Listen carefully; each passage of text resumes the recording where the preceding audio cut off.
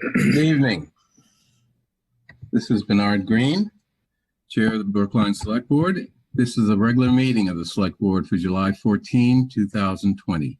This meeting, as all meetings during the health emergency, is being held remotely using the Zoom meeting platform, and it is being recorded. The quorum of the Select Board is participating from their respective remote locations. At this time, I'd like to move that the Select Board go into executive session to discuss litigation matters in the cases of Town of Brookline versus Alston in the Supreme Judicial Court and Alston versus the Town of Brookline in the First Circuit Court of Appeals, which is a federal court, and collective bargaining negotiation strategy and negotiations with the Brookline Police Union. And I move that we go into executive session because, as chair of the Select Board, I hereby declare an open meeting would have a detrimental effect on the litigation and contract negotiation position of the town. Of course, we will return to public open session after our executive session. So, all in favor? Mr. or Mrs. Heller? Aye. Mrs. Hamilton? Aye. Mr. Fernandez? Aye. Mr. Vanskoya? Aye. And chair votes aye. Excuse Okay. me, Bernard. Yes. Were you going to mention the executive session minutes and the open meeting law? Oh, did I not mention that? I'm No. sorry. Yeah. Also, to discuss an open meeting law complaint and to approve minutes of previous executive sessions. So, is that good enough? Should we vote that as well? Okay, let's vote that as well. Ms. Heller, Aye. Ms. Hamilton, Aye. Mr. Fernandez, Aye. Mr. Vanskoya, Aye. and chair votes aye. Okay, Devin, you're gonna.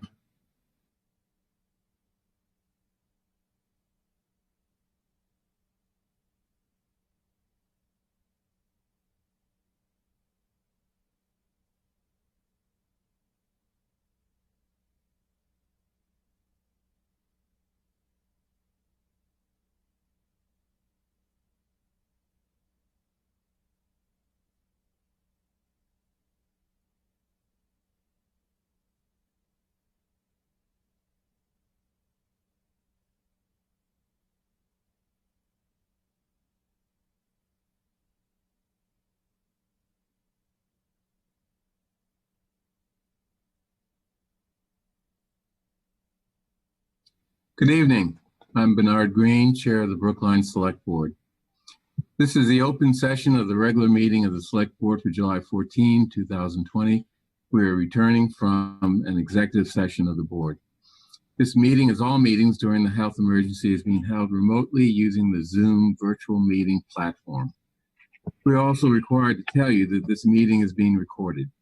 A quorum of the Select Board is participating from their respective remote locations. First, let's start off with some announcements. I want to start with announcing a very exciting opportunity to discuss a new movie, John Lewis, Good Trouble, which is a documentary about the civil rights icon that's currently streaming at the Coolidge Corner Theater in its virtual movie house. You're invited, everyone's invited to a virtual panel discussion on Wednesday, July 15 with Globe Metro columnist Adrian Walker and State Representative Nika Elugardo about the film, which is the life of John Lewis and his legacy. It's being co-presented by the Martin Luther King Jr. Celebration Committee, and it's a free event. The discussion is a free event. However, to stream the film beforehand, you have to go to the Coolidge Corner Theater website, and there is a $12 charge which supports the theater during this restricted period. And a little plug here, at $12, for some people it's a lot of money, but if you can afford it, please view it as a way to support an incredibly important institution in our town. during a period when it's unable to make money in the normal way. So at any rate, you can go to the Coolidge Corner Theater website to stream the movie before the panel discussion. The panel discussion will be at 8 p.m. Wednesday, July 15. So I urge everyone to consider watching the film and participating in the discussion. It should be quite an interesting evening. Next, I want to talk about masks in Brookline. Across the country, COVID is spiking. COVID deaths are spiking. We're opening up schools, restaurants, beaches. You can see the scary pictures on the news of people around together without masks, laughing and yelling and singing, which is why in many parts of the country the COVID virus is going through the roof. Fortunately, here in Brookline and in Massachusetts generally, we are not suffering that type of an outbreak. But I think there's no reason for us to be complacent. And I have been walking around Olmsted Park a lot, also the beautiful new Reservoir Park, as well as Fisher Hill. And I see way too many people without masks, particularly runners and bikers. And I'd like to suggest to Dr. Jett and Ms. Galentine that they think of ways in which we can encourage people to be respectful of other people in this COVID era, and maybe signage or other means to encourage people to wear their masks, as well as keeping social distance and taking the other precautions. That's my editorial comment, because I think we run the risk of slipping back into the dark days of April, when here in Brookline and throughout the Commonwealth, cases were rising way faster than they should have been. So that my comment on masks. Secondly, or thirdly, I want to report on our executive session that we just came out of. The Select Board voted by a vote of 3-2 to continue the appeal of the Civil Service Commission decision in the Alston case, which was on the agenda, as you know. We believe that town meeting's amendment to deny funding for this appeal is invalid. It exceeded its authority, and we will continue with this case in the normal course. That means, as a practical matter at this time, funds that town council previously encumbered from fiscal year 2020 for the contract with special town council to handle the Alston appeal will be used, after which we may have to then use fiscal year 2021 funds, which, as I said, the select board considers, the majority of the select board considers to be available because the invalidity of the town meeting amendment. Whatever funds we're using will be used to bring the few remaining steps in the Alston matter to a conclusion. We're almost at the end of the road, and we will get closure on this fairly soon. Next, regarding public comments, I expect that many people will want to speak on the task force on reimagining policing in Brookline. However, the task force is on the agenda for tonight's meeting. We will be discussing it later on this evening. So we will not be taking public comments on that tonight. This item had a robust public hearing last week. The select board members have been receiving many emails from people expressing their views that we will consider in our discussion. We do encourage people to continue sending their comments to the select board by email, as many people have been doing. And I think I can speak for the rest of the select board. We do read those comments. In your emails, I'd like to ask you to help the select board to take away information that we can use in our deliberations and decisions by providing ideas on how Brookline would handle threats to public safety, such as burglaries, rapes, right-wing attacks on churches and synagogues, racist attacks, etc., if we fully or substantially divest from policing, as some, but not all, of the emails I've been receiving are demanding. If you propose partial divestment, please identify what specific police functions you think are not necessary and any data that supports that view. So that would help us as we go through our deliberations and as we contemplate the focus of the task force on reimagining policing. It doesn't do us any good to just be told divest from policing. We need some details as to what you mean by that. So that's my comment. Any other announcements or updates or comments from other select board members? Mr. Chair, before we move on, and before folks might jump off, can we tell folks what they can speak about during public comment? Is that within our purview? That's been our policy for ever since I've been on the board. That we just won't accept comment on certain issues? Well, if they're on the agenda, yeah, we don't. So now people violate that rule, and maybe I allow them to continue, but that's the rule. I mean, I believe the chair is referring to the rule that when an item appears on our regular agenda, open comment is typically not used to address that item. Right, public comment. So on the day when we are discussing something, if there's not a public hearing, people are not allowed to speak on that issue? Usually what's done is we take the public comment at the time that we're discussing the item. That's why it's usually not used during open public comment. But as the chair has pointed out, we've had several weeks of people weighing in on this issue. But it is the chair's purview whether or not to adhere to that rule or not. Yeah, and I've always been very liberal in interpreting that when I thought it was appropriate. But that is the policy of the board. Has been the policy for a long time, and no one has really had a problem with it. Because we do allow many opportunities for public comment, either through public hearings or allowing people to speak on a variety of matters during public comment and other times. I'll just say I've been on the board for a year and I don't know, 7 weeks now, and this is the first time this has come up since I've been on the board. It's in the agenda every week. I would also point out that this is not the first time that this has come up.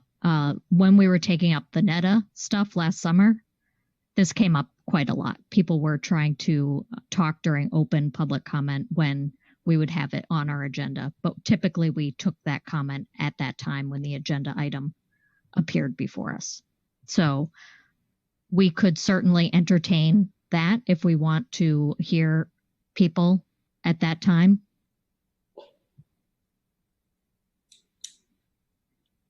Well, what does the board want to do? Allow people to make comments during the discussion of the task force, or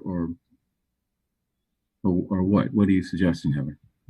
I think it's important to hear people out that want to have their voices heard.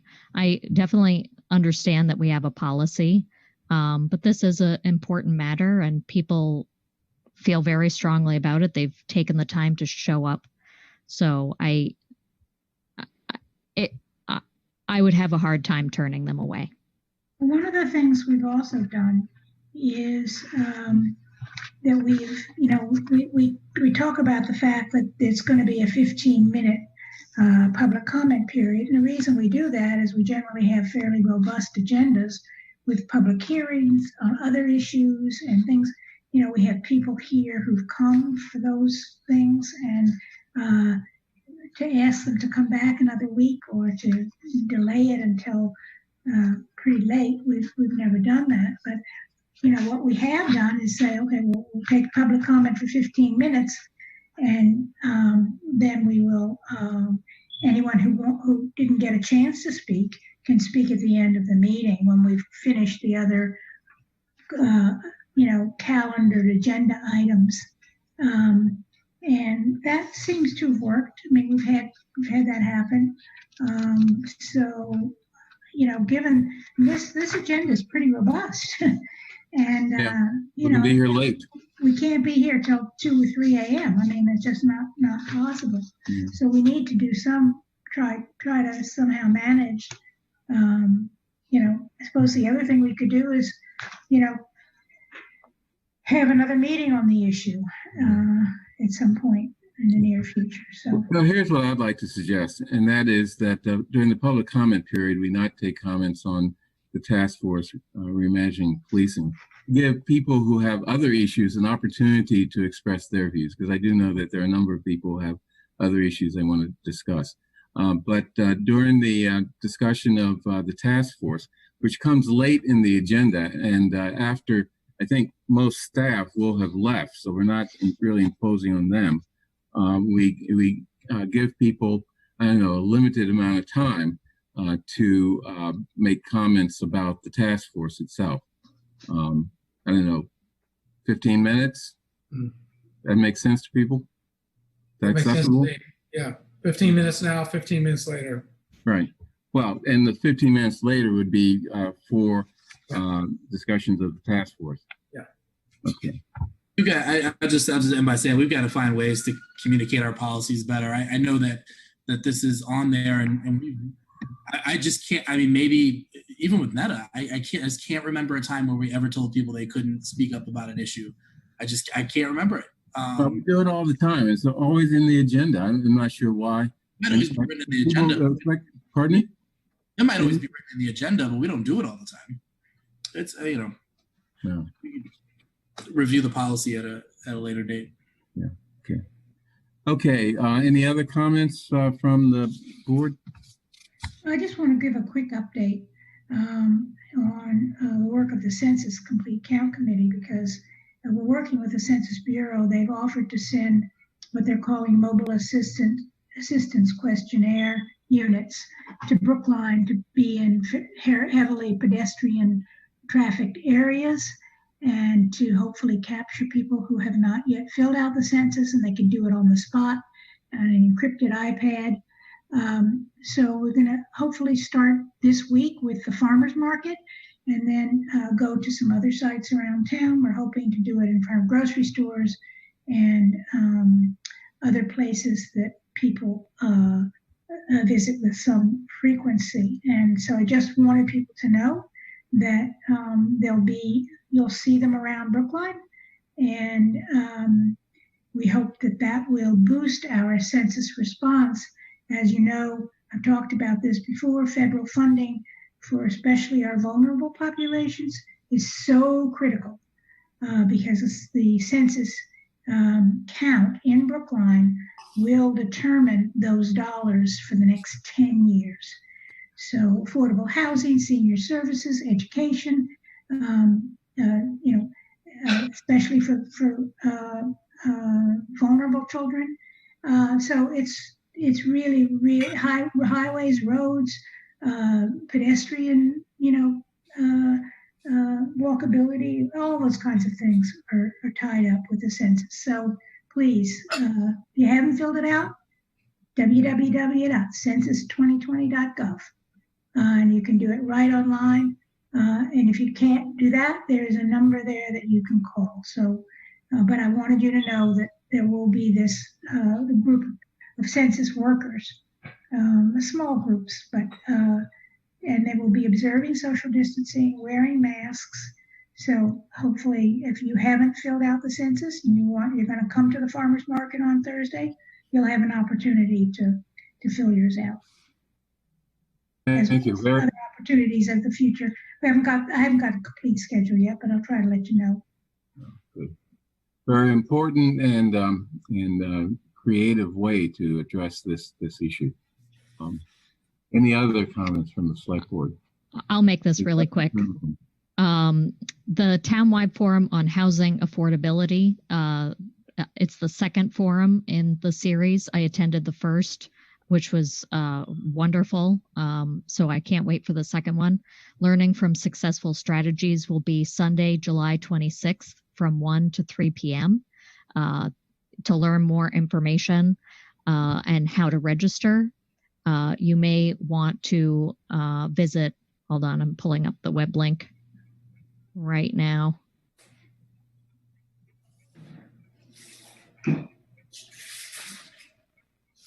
I guess come back to me. It's not coming. But if you go to our website, I'm sure that you can find more information. And Inclusive Brookline has been circulating an email with a registration link as well.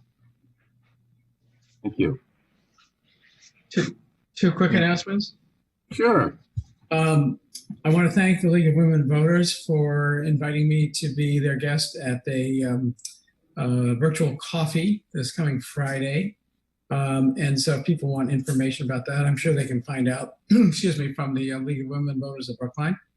The second one is a much more important announcement, and it's really to urge people to pay close attention later tonight when we hear from Jeff Nutting and Linda Goldberg from the town clerk's office.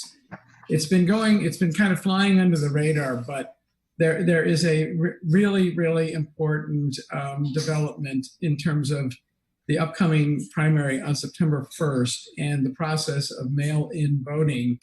And if people think about the town election that we had recently and how we had to really be careful to spread out the application process and make sure people were early to mail back their ballots so that there would be time to go through the ballots, count them, and so on.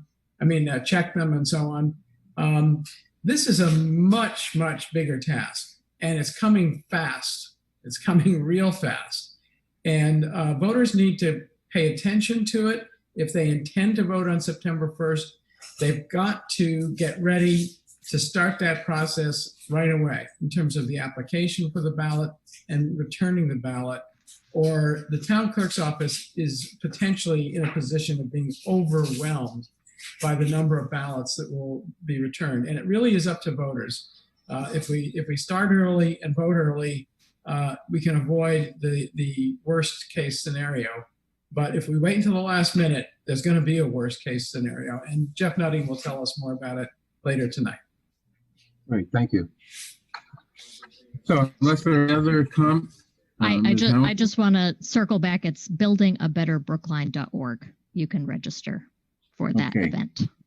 Good, thank you. Okay. I think Mel was trying to say, and Raul. Go ahead, Raul. I'll go after you. Okay, I'll be brief. I just wanted to give props to the Brookline Interactive Group, who streams these and all manner of other meetings, but for winning 2 2020 Hometown Media Awards for the Alliance for Community Media Foundation. Actually, the folks who won these awards for Big and for Brookline are actually middle schoolers. So congrats to two of Big's youngest youth members, Aspen Johnson and Jesse Givens, who received a National Hometown Democracy in Action Award for their documentary on the youth climate strike in Brookline and Boston. They created it as part of Big's Youth Open Door Media Makers program, funded in part through grants from the Brookline Community Foundation and individual donations, led by Big Program Director Anthes. Great, thank you. Mr. Clarkner. I just wanted to report on a couple timely matters. You may recall that back in March, the state ordered that any local bans on plastic bag use be lifted during the pandemic. And of course, that included Brookline's ban. And on July 10th, without much notice at all and kind of a surprise to everyone, the new governor order in phase 3 lifted that order. And so local plastic ban bags can be implemented, but I want you to know that we're like a lot of cities and towns, including Newton next door, are not going to lift our ban quite now. And I think we want to give our retailers a little bit more time to prepare for this transition. We're asking them a lot to do a lot with ensuring face coverings and other social distancing in stores. And, I think that the plastic bag thing would be just very difficult for them to do so quickly. So the public health department is going to provide some more time, and you'll be hearing that in the near future. Does include whether or not we can bring our own reusable bags? So that's another good question. When the state prohibited local bans back in March, it was because they determined that reusable bags were not really safe or hygienic, and presumably they've made that determination if they've lifted the plastic bans, or re-invoked the plastic bag bans. But I think the health department's going to look at that. I think they have their own opinions on reusable bags and want to give the public a little bit more direction on that.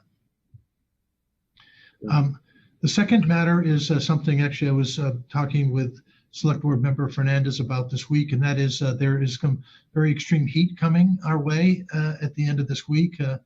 And normally the town would open up some so-called cooling centers, which involve perhaps schools or other locations where people could gather in a controlled environment and get some respite from the heat and humidity. But that's not really possible this year, given a lot of our concerns about indoor social gathering. So right now the town's plan is to deploy some tents, some portable tents that would provide some relief from the sun, outdoors, of course, but covering above, and then deploy some cooling mist systems that would provide some of that cooling off. And so that's right now what we're thinking about doing. I also want to mention that most of our spray and water features in our playgrounds are back open. We do have some problems at Emerson, Elliott, and Longwood, I want to acknowledge, that are trying to be repaired, but all other spray features and water features at our playgrounds are open. And then finally, I wanted to mention that our Council on Aging Director wants to let the elderly residents know that Springwell, which is our regional nonprofit partner, as well as the Brookline Safety Net Fund, has programs to provide some air conditioning units to eligible residents. And folks should contact the COA if they want to pursue that more. Thank you. So unless there are any other announcements, we'll move on to public comment. Devin, do you have people in the queue? Yes, the first person signed up for public comment is Zusa Kaldi.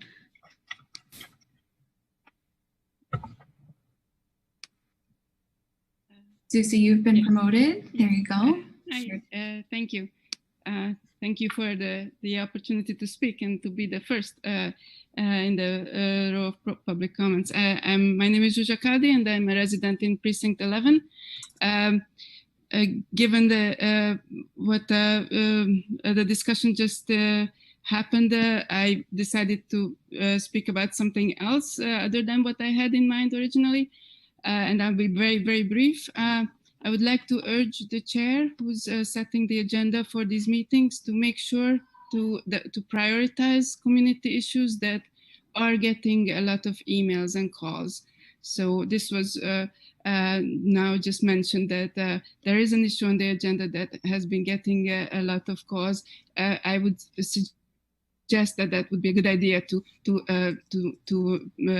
talk about first and not at the later part of the meeting, and that the town's website on public comments, the one that describes the public comment procedure, does not mention that items that are on the agenda are not supposed to be commented on. That's all I wanted to say, and thank you for taking my comment.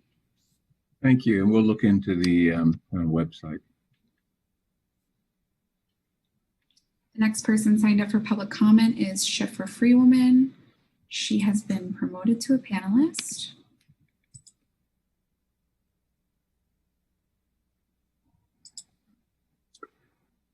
Hi, Shifra. If you're comfortable sharing your video, your time has begun. Yeah, sure. Okay, thank you. Well, thank you.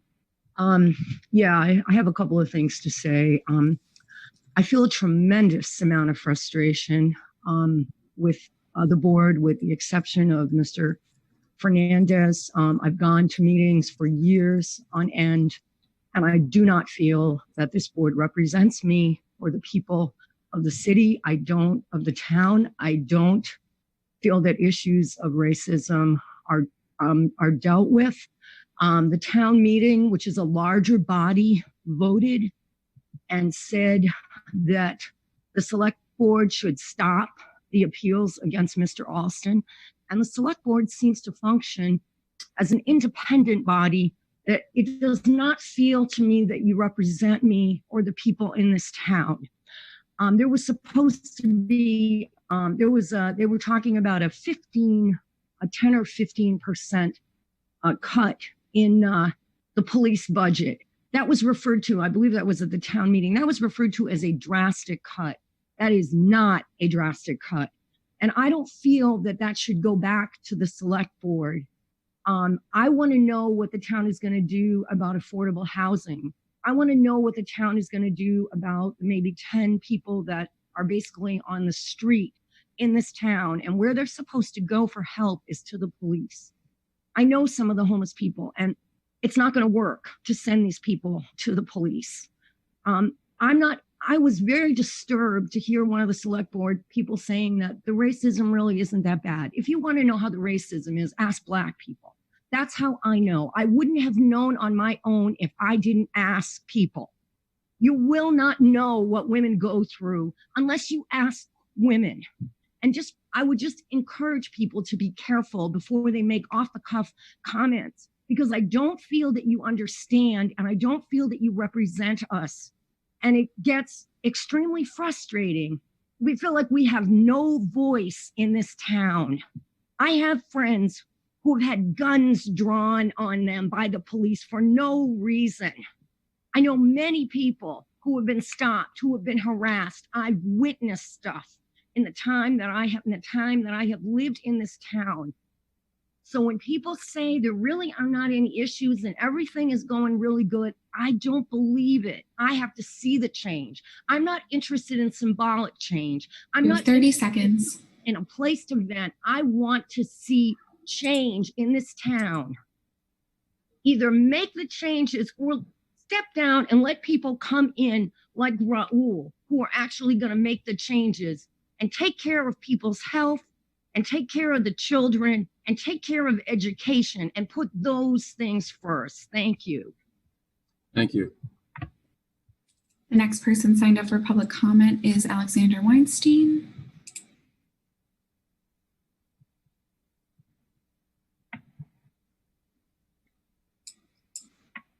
You just need to unmute yourself and we'll get started. Thank you, I'm sorry. Hi, my name is Alex Weinstein and I'm a resident in Precinct 10. I'm here to support the demand of Brookline budget justice. I was also really disappointed by board member John Banskoyoks, if I'm mispronouncing your name, I apologize, his comments, trying to baselessly say that there's no problem with racism in policing in Brookline. I'd like to know why the task force isn't being required to solicit and consider input from its minority residents, from Black people, from immigrants, from people with disabilities, from queer and trans people. I'd like to see that the task force be required to produce a plan to reallocate funds from the police into public services. And more to the point, the reason I'm taking the time this evening, as this meeting has gone, significantly later than I had thought that it might, is because I am a law student at the Boston University School of Law. I am studying to become a public defender, and I'm working this summer at the New Hampshire Public Defender's Office. And I think that there is a profound lack of knowledge of the degree to which police just flat out lie. Nobody who has high contact, if you don't have high levels of contact with police and policing, this is something that people are just not aware of. It is outrageously and tremendously common. People don't know how much the police lie. They don't know how much the police brutalize and hurt criminal defendants, anybody who they're arresting, anybody they're in contact with.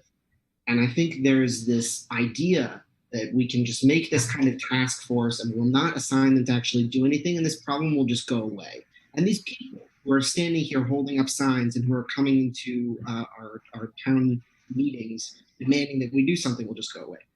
Too bad. We're not actually going to go away. This isn't a brief moment, and we are requiring you to actually take action.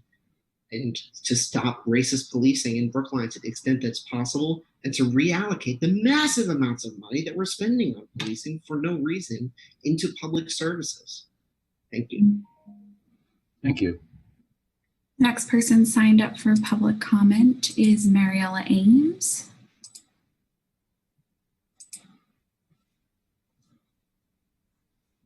Mariela, you've been promoted to a panelist. You can unmute and share your video if you feel comfortable.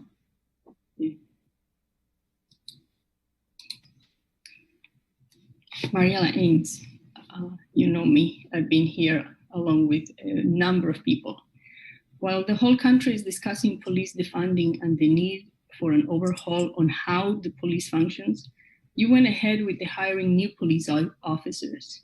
This despite the overwhelming majority of people showing up to speak in favor of reducing the police budget. Also, despite our town facing financial difficulties due to COVID, and very importantly, before the task force could even be born. For the past 3 to 4 weeks, people have attended your meetings to overwhelmingly voice their support for Dr. Fernandez's good faith proposal, even naive in my view, to reimagine the police and see how we can improve it. The response by the select board members, particularly Heller and Van Skoyak last week, was as awful as it was telling. Instead of facing and addressing the issue on the merits, there were excuses such as, it's just Raul Fernandez's issue. This is really a citizen complaint and procedure problem. The complaints talked about are mostly hearsay, not first-person accounts. Other ones were, the select board are already the task force. And the last I would say, the police morale is already too low. The town administrator before the vote revealed that the hires to be voted on were already on the payroll. He also said that the expense was already included in the budget. The expenses for 6 hires are not a one-year expenditure. They are in the millions in the years to come.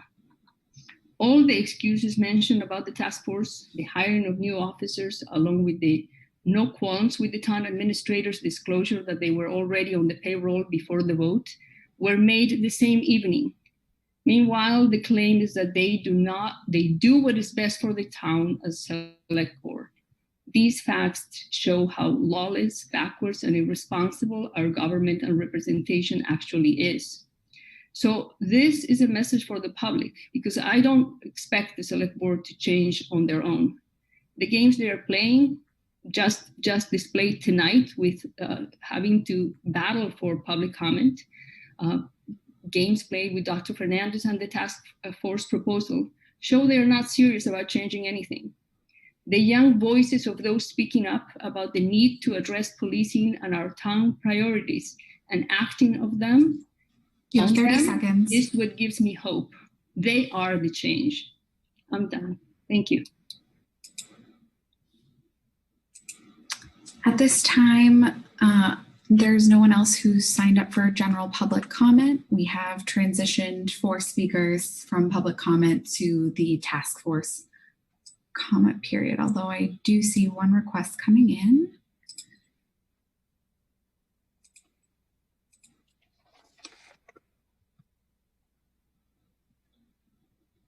You've been promoted to a panelist. You can unmute and share your video if you're comfortable.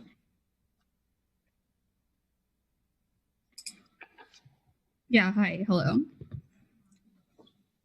Yeah, I wanted to agree with most of the people. Did you identify yourself first?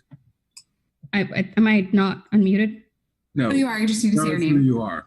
Yeah, my name is Anu, and I just wanted to agree with most of the people who've spoken before me and saying that I'm very disappointed with the select board and the way they've talked about racism in the police force in this town. And I just support all demands of the Brookline budget justice organizers. And I know that you all have seen their emails because there are receipts of that. And I think the fact that you all think that Brookline is a very liberal town is directly opposed by the fact that the only person who's actually fighting for a change in the status quo is a person of color on the select board, while the rest of you are actually trying to limit the time for public comments, which, I mean, just design the town meeting in a better way. That's literally your job. Just don't do it if you can't do it. I'm going to yield the rest of my time. Thank you. At this time, it doesn't appear that anyone else has signed up for public comment. Okay, moving on. Miscellaneous calendar. Question of approving select board meeting minutes from July 7, 2020. By the way, I would like to hold this to get a better opportunity to go through these minutes. I have not had that opportunity. Any problem with that?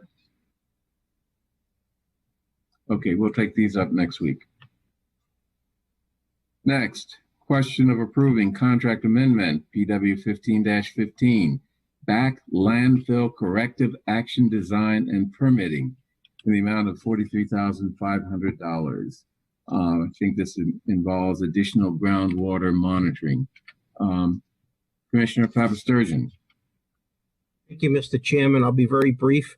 Currently, we are under contract with CDM Smith of Boston that they provide corrective action design and permitting of the rail landfill, which has just been recently, the project to close it has been completed.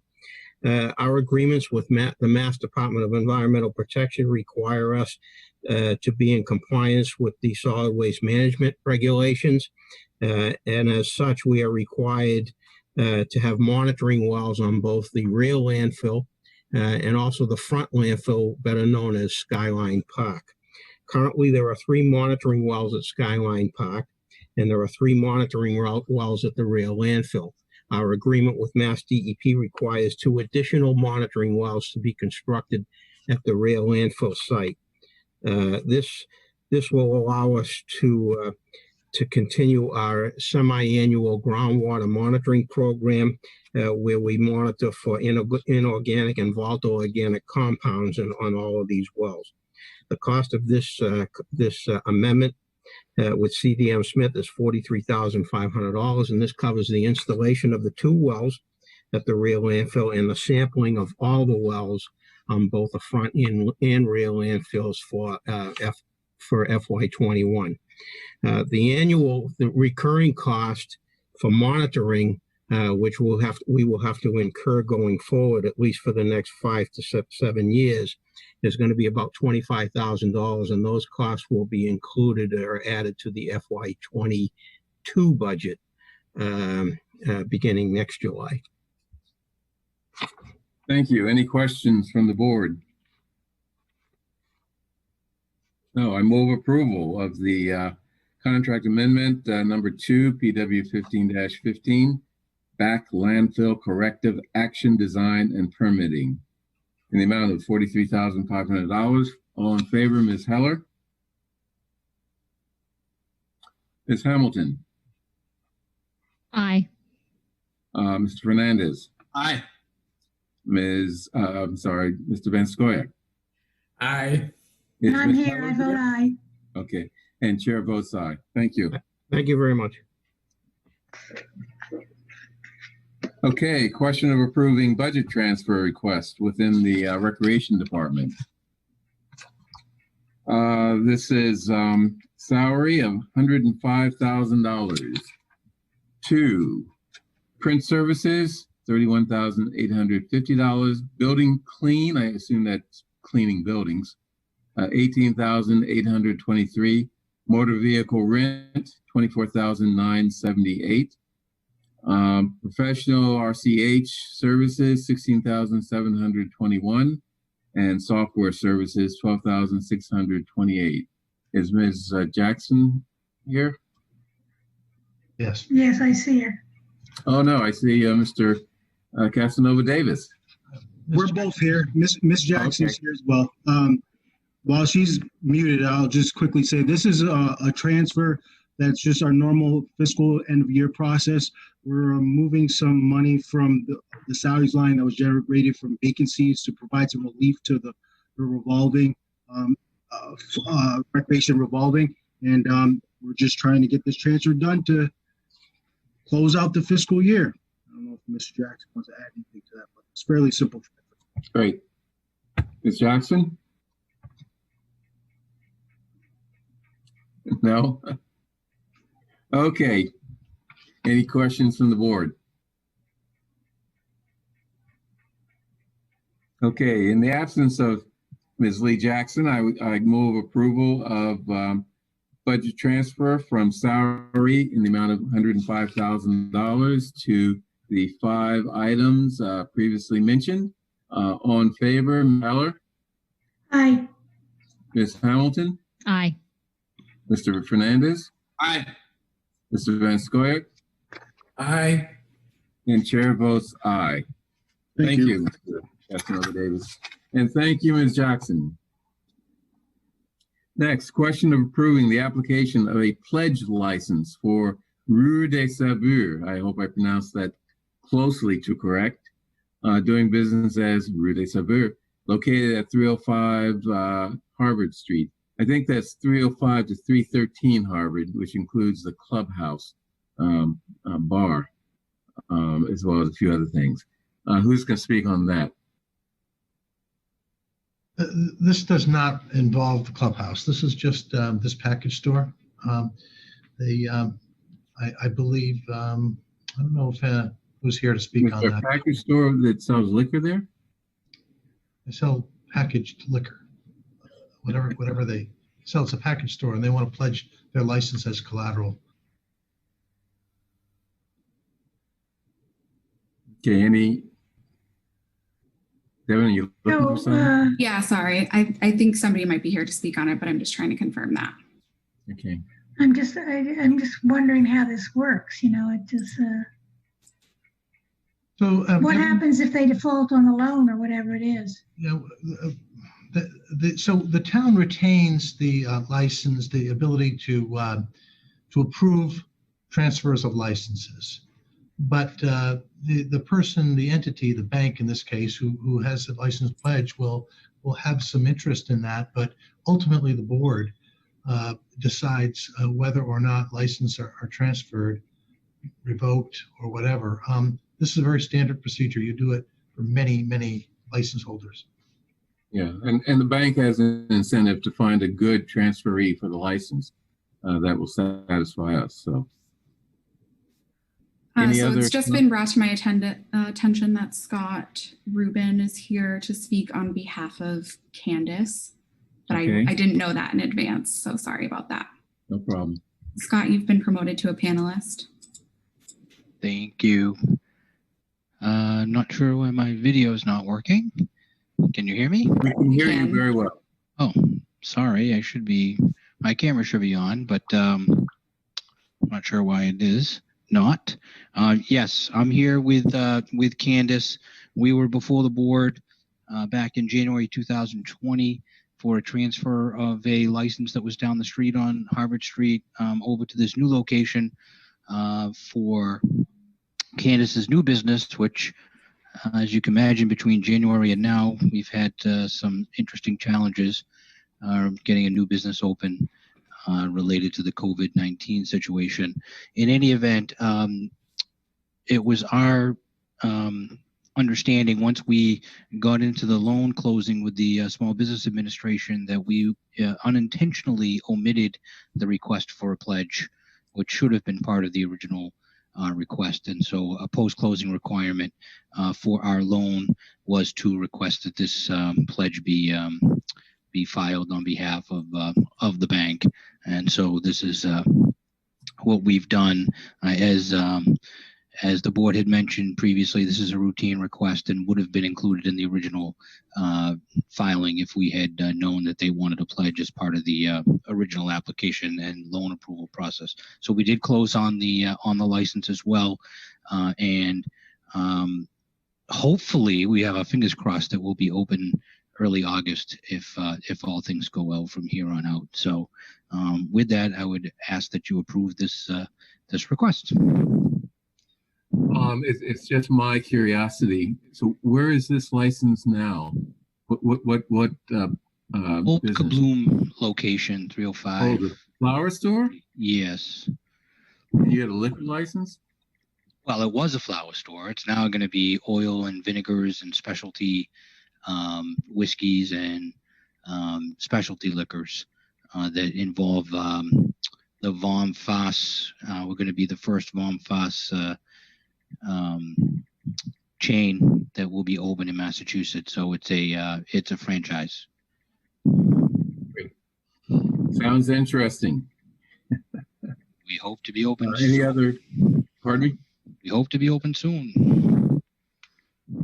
Any other questions from the board? I'm curious about the same thing you asked, Bernard, but Kabloom hasn't been there for quite a while. What's there now? Well, we fit up the. We've been in the process of fitting up the location. We have a lease with the owner of the property, and we've been in the process of fitting it up for the Vom Fass franchise. Is that VOMFAST? VOMFASS. German specialty manufactured vinegars and oils.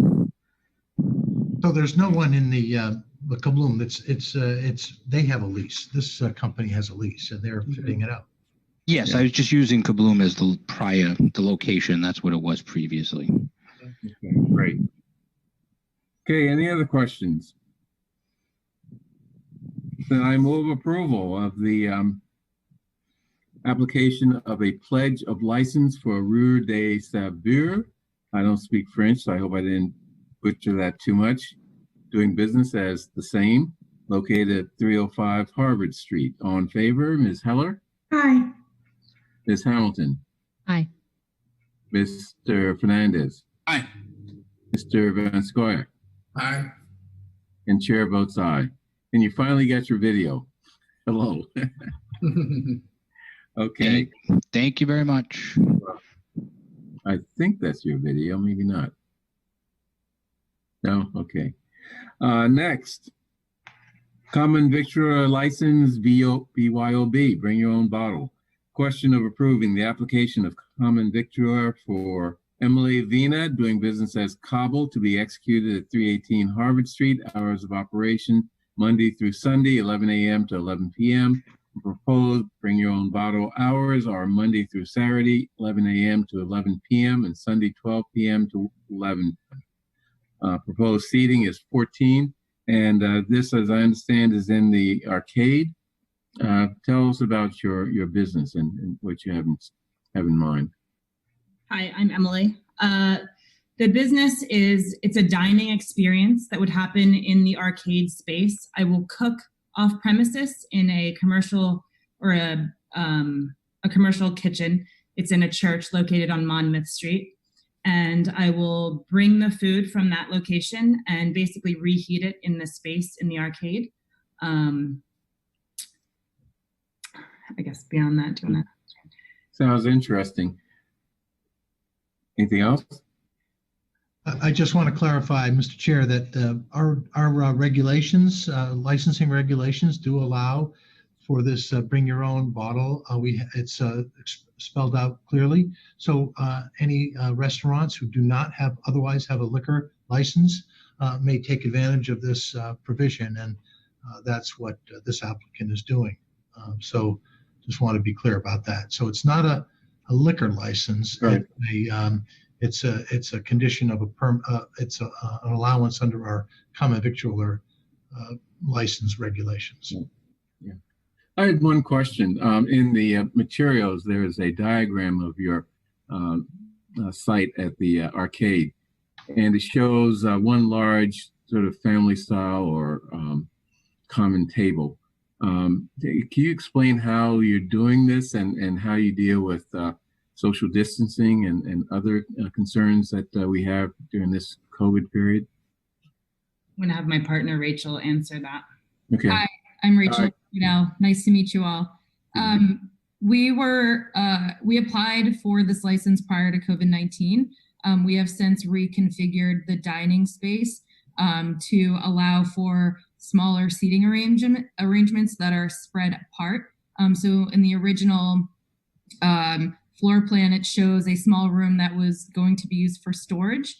Currently, we would like to use that for a table that seats up to 6, and we're hoping to provide a private dining experience for people who are comfortable dining with each other. And we know that the guidelines do allow for groups of 6 and no more than 6. So we are looking to have 2 separate tables that house up to 6 people on premise, and then possibly another smaller table in the larger room that might house 2 people if we don't have 2 parties of 6. So really looking to configure the space smartly, but also make sure that everyone is safe and that we adhere to all COVID-19 guidelines.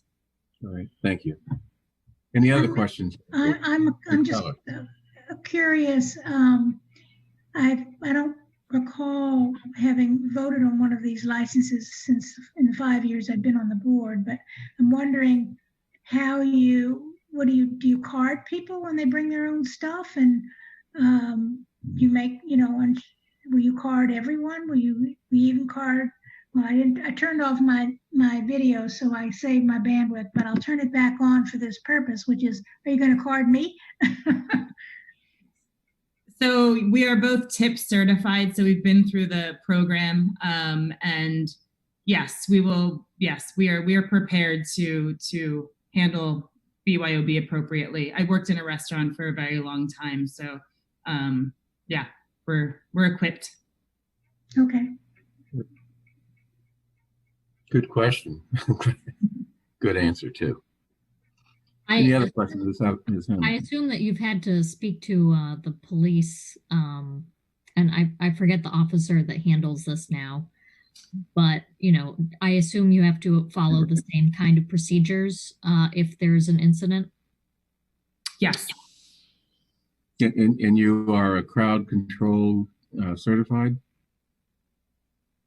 There's a certification for crowd control. I think that's for liquor license holders. Just for liquor? Okay, never mind. You are going to have liquor there, though, so hopefully you can keep people from getting too far out of control.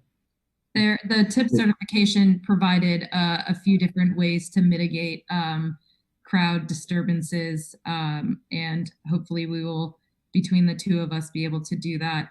We are lucky that we will not be serving that many people in general, so there will be no more than 12 people on site at any dinner, and dinner is only twice a week for a total of 24 people total. So we do have the benefit of having a small crowd. Great. Sounds like an interesting idea. Any other questions? Oh, just saying this is good news, I think, for the arcade. It's a great space, and helping to activate it in this way, especially it looks like you'll be on the 2nd floor. Is that right? Correct. Yeah, I think that's just terrific. So hopefully this leads to more and more of this, and really, I think it's already with a couple of spots in there, a real destination, but maybe even more so with you and maybe potentially others being there. So thanks. Thank you. Any other comments, questions? Okay, I move approval of the application for a common victualler for Emily Vina doing business as Cobble to be exercised at 318 Harvard Street in a bring your own bottle setup. All in favor, Ms. Heller? Aye. Ms. Hamilton? Aye. Mr. Fernandez? Aye. Mr. Van Scoyac?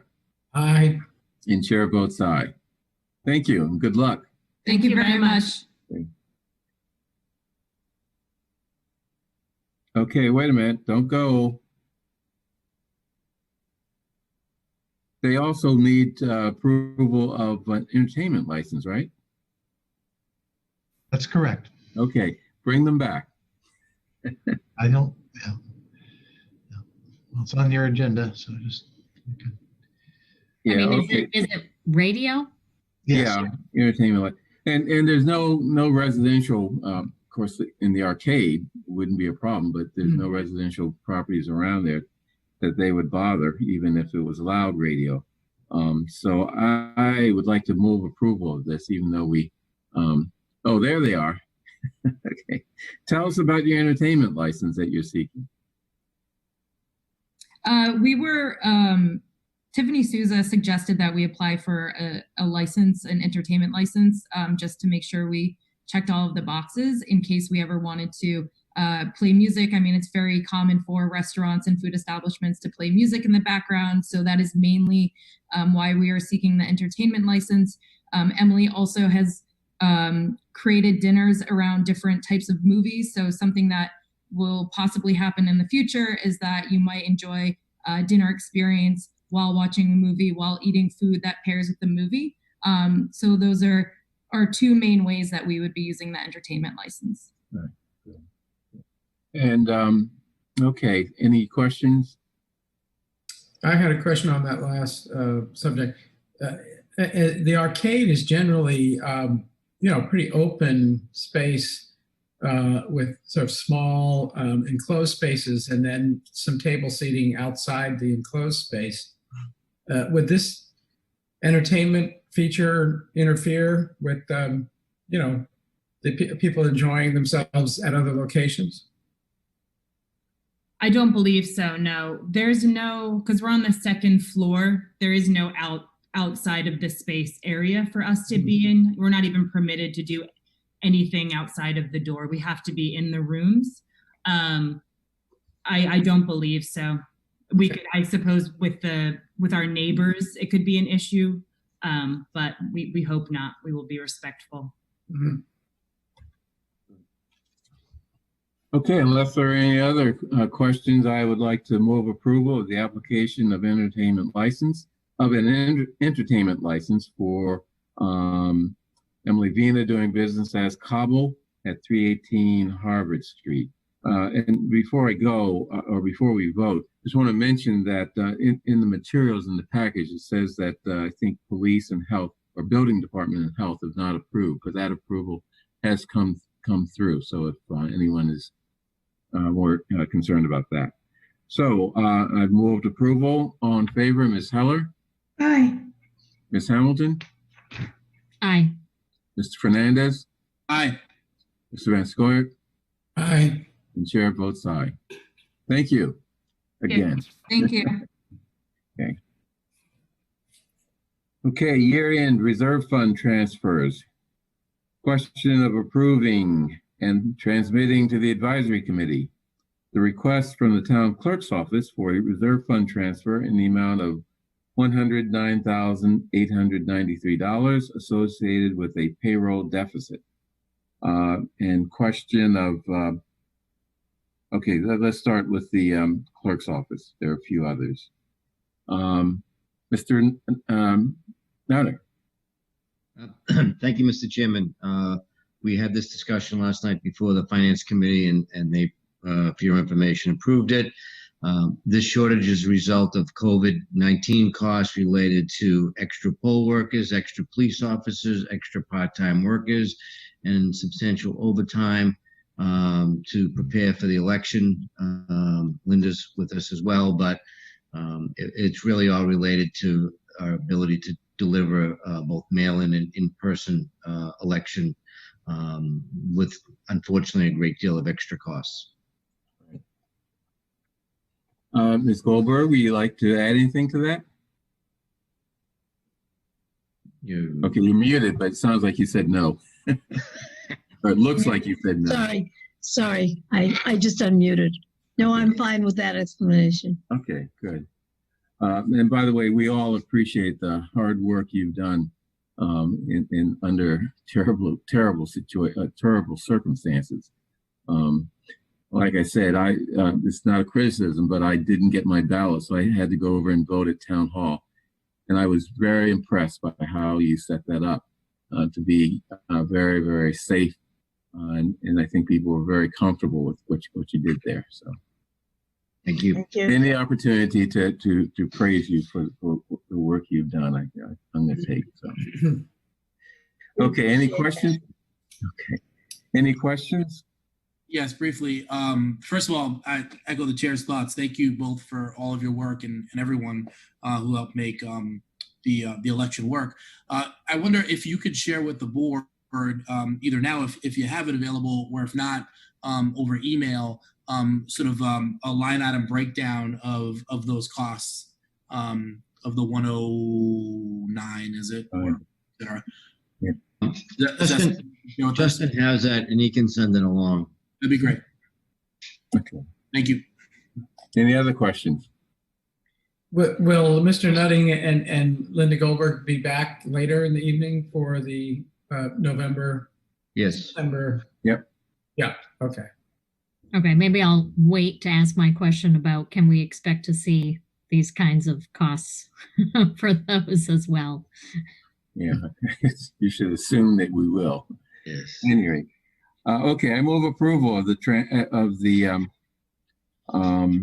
reserve fund transfer from the town clerk's office in the amount of $109,893 associated with a payroll deficit. All in favor, Ms. Heller? Aye. Ms. Hamilton? Aye. Mr. Fernandez? Aye. Mr. Van Scoyac? Aye. Chair votes aye. Thank you. Okay. Next, question of approving and transmitting to the advisory committee the request from the fire department for a reserve fund transfer in the amount of $76,831 associated with a payroll deficit. Let's see. Question of approving the following 4 transfers within the fire department appropriation. Okay, so this is a reserve fund transfer and then transfers within an appropriation. So I'd like to deal with them together if no one objects.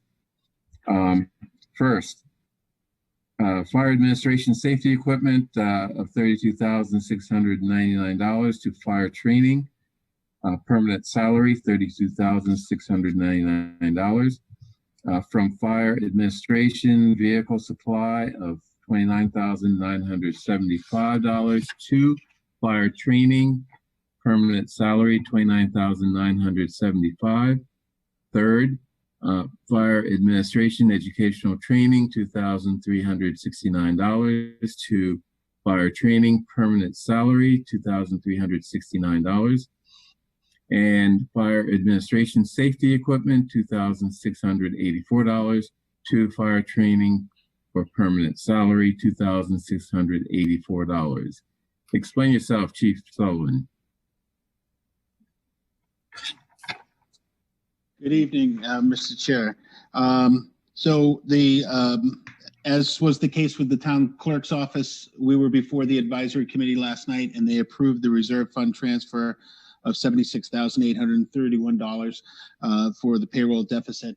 And the associated deficits you see on those other transfers within the appropriations budget, mainly there were 3 things that occurred within the budget this year. Most of our overtime expenses that occurred were as a result of COVID-19 were transferred over to the special fund for CARES. But there was a small overtime budget deficit of around $76,000 after all of that was said and done. And then we had a special one-time appropriation to fund, which was not anticipated, to fund the interest on Mr. Alston's back pay. Which resulted in about $60,000 more dollars, and he is assigned to the training division, and that's why you see that those going to the training division salary accounts. Does he ever show up for training division work? Mr. Alston is carried on paid administrative leave, sir. Any other questions? No? Okay. I move approval of both the reserve fund transfer and the 4 transfers within the fire department appropriation to cover the payroll deficit for Mr. Alston. All in favor, Ms. Heller? Aye. Ms. Hamilton? Aye. Mr. Fernandez? Aye. Mr. Van Scoyac? Aye. And chair votes aye. Thank you, Chief Sullivan. Okay, now we have a bunch of boards and commissions interviews. Let's try to keep these interviews short. We have a lot and we have a full agenda afterwards. So ask questions that are really, most important to your understanding the candidates here. I will give folks a notice when we hit 9 minutes. Okay. First Cannabis Mitigation Advisory Committee, Bruce Levin. Good evening. Can everyone hear me? Yep. I'm sorry, when I hit the start video, it's not working, so we'll have to do it this way.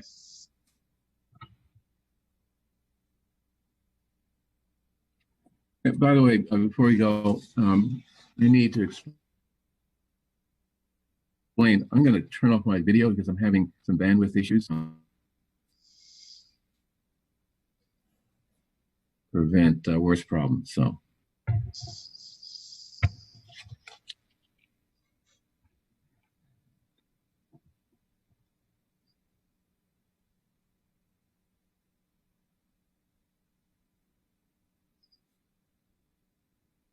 So, Mr. Levin, why don't you go ahead and tell us why you want to be considered for this position? Well, in particular, I think I have two qualifications. One would be I have been in the area for 28, 29 years, as well as coming to visit my grandfather's store in the village back in the late 60s, early 70s. I like to think that I know the businesses that were here before the businesses that were here before the businesses. I love the small businesses here, as everyone else does, and I hope that mitigation funding can help them out in whatever way they may or may not be affected. Secondly, with all my years in the law, although I promise not to step on the toes of town council or to be the lawyer in the room, I think all those years of practice has given a lot of perspective, and I believe that would be very helpful. I've read the charge. I agree with it. I think it's something that can be done, and that will obviously be very helpful to the board if we can give them in some sort of a spreadsheet what claims are being made, what facts have been used to quantify them, our advice, and then it's up to the board.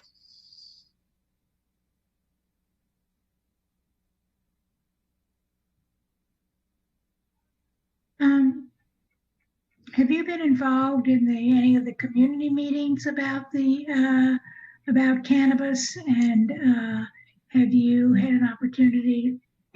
Excuse me.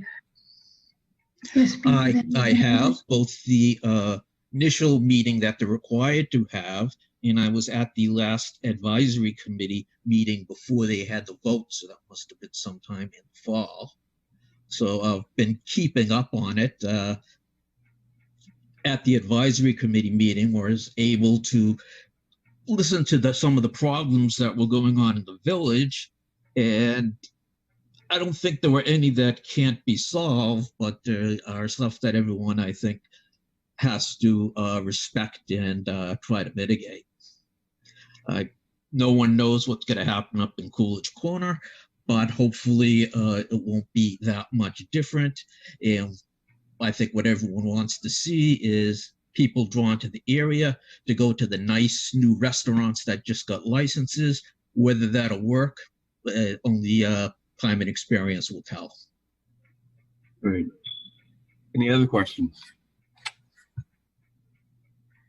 Let me just say one other thing about the process. I'm going to be the chair of the committee, and I'm working with staff to set up a meeting in the fairly near future, and to work on the agenda and who will be working with us from the staff. So I just wanted you to know that and the public to know that is happening. We haven't sent out an email yet, but it will be soon. So just wanted to reassure people that it hasn't gone under the radar and it's still alive and kicking. Unfortunately, I will not be going anywhere this summer, so I will be around and hope I get the chance to work with everyone on the committee and help. You as most of us. I just want to ask a question, if I may. Did you, by any chance, on the record, express any views one way or the other on appointment-only operations of marijuana retail? No. I was there. It was a pretty long line. And while I've expressed in writing, I did not speak at that meeting. And if you don't mind just sharing that with us? Excuse me? What information would you sharing like? what you expressed in writing. Yes. Well, I have, I'm risk adverse, and I think there are some real potential problems. Having the people line up inside solves around 50% of them. The other one is the traffic one, and I don't know how that will turn out. I think everyone has to be aware, prepare for it, and hopefully it'll eventually just be a business. People come in, buy what they want, go out. That's the way things are. Thank you. Yeah. Any other questions? No. Okay. Thank you, Mr. Levin. And thank you for your time. Presentation. Appreciate your time too. Okay, next, Commission for Diversity, Inclusion, and Community Relations, Grace Young Watson. Devin, do you have her? Hello. Hello. Watson. So there was a bit of a blip while I was being turned into a panelist. Should I introduce myself now? Yep. My name is Grace Young Watson. I have been a resident of Brookline as an adult for almost 17 years. I was also born and raised in Brookline, went to Driscoll School, Brookline High School. And so I'm very familiar with this town. I have been for decades now. I also have been working for the Brookline Housing Authority, running the Next Steps program for over 7 years now. I should also describe that I also have 3 children that have gone through the Brookline Public Schools, 2 in the high school and 1 off to college in the fall. So I just, I'm pretty deeply entrenched in this town and this community. In terms of the topic that the diversity, inclusion, and community relations, the commission, the focus of that commission, these issues have been a part of my life, my adult life. Things that have mattered to me have been very important to me, whether pertaining to race, sexual identity, it's who I am. And so this is why I want to be a part of that commission. Okay, give them ideas of, what issues you think specifically the commission should take up that's not taking up now. I think that the commission is actually taking up really excellent issues, matters of race, and obviously during this time, during the Black Lives Matter movement that has really been on fire in our country, this is something that we have to be talking about. And for me as an Asian American, I submitted an article that was written a couple of years ago where I was quoted. And for me, I find my role in this movement to be one of a bridge builder. And it's really interesting because in this time of the pandemic, racist rhetoric against Chinese people, which is my own ethnicity, has really increased in ways that I have not heard that kind of language toward people of my own descent in decades. And so on one hand, I find myself being a bridge builder and but on the other hand, also, I do represent a certain voice of people that are on the receiving end of quite a bit of racism at this time and have historically. So I didn't really answer your question. I do feel like the commission is really on target, and that's part of why I would be honored to join. I guess I wasn't clear. What I really was asking, what unique contributions you'd make to the commission, and you did answer that. So. Yeah, okay. Mm-hmm. Any other questions? Yes, Mr. Fernandez. Thank you.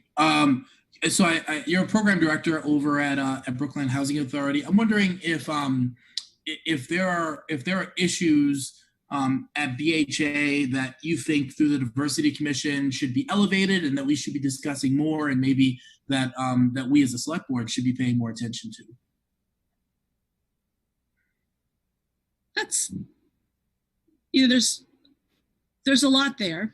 Of course, affordable housing goes beyond the BHA. Our agency cannot, shoulder all of the need that's out there, but we are really trying to do our best, our level best in that area. And so affordable housing is definitely an issue that we would love for the select board to continue. There was a very monumental vote that was taken by town meeting recently, which was very encouraging. But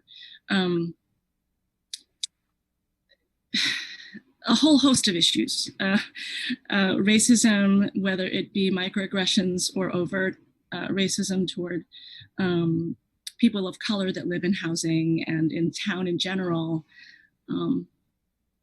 I couldn't list them all right now, but very, very relevant. Okay. Thank you. Any other questions?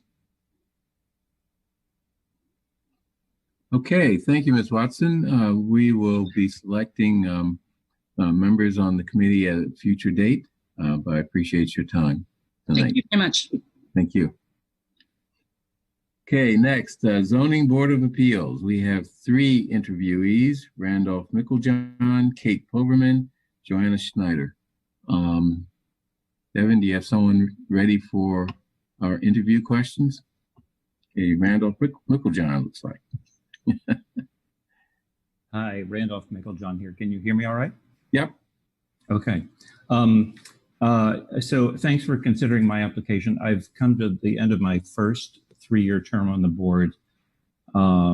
As I mentioned in my application form, I'm the only design professional on the board. I was appointed when the other only architect stepped down in 2018, and the job for me is to complement attorneys, and you'll hear from 2 of them afterwards. I happen to really enjoy working with attorneys. They fascinate me, but the job to do is to bring my expertise and the point of view I can occupy, and to complement what they can do in the public interest. And that's what I've spent 3 years figuring out how to do. Separately in the 40A cases, the regular zoning relief, special permits and variances, and then in another manner in the 40B cases. It's been a solid 3 years of learning. I think I'm getting good at it and can continue to serve the public process well. And I'm happy to tell you more about it in detail, but I'd also be happy to take your questions or conserve your time. Okay, any questions from the board? So we just recently were notified that we now enjoy over 10%. So what does that mean to you in this role? And how do we go beyond just 10% from where you sit on the ZBA?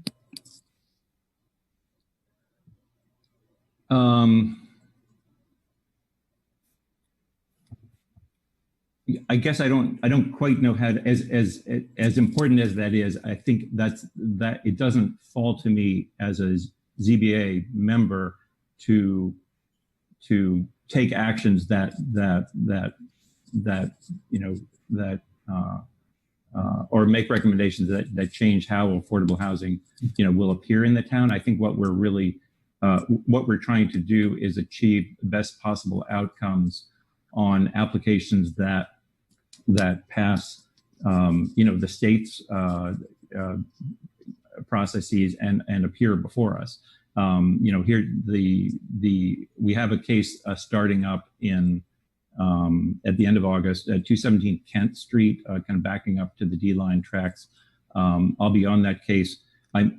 When I think about what I as a member want to be able to contribute to that, it takes me all the way back to the beginning and then the middle and the end of the first entire case that I participated in my first 3 years, which was 1299 Beacon, the Nina's site next to Trader Joe's.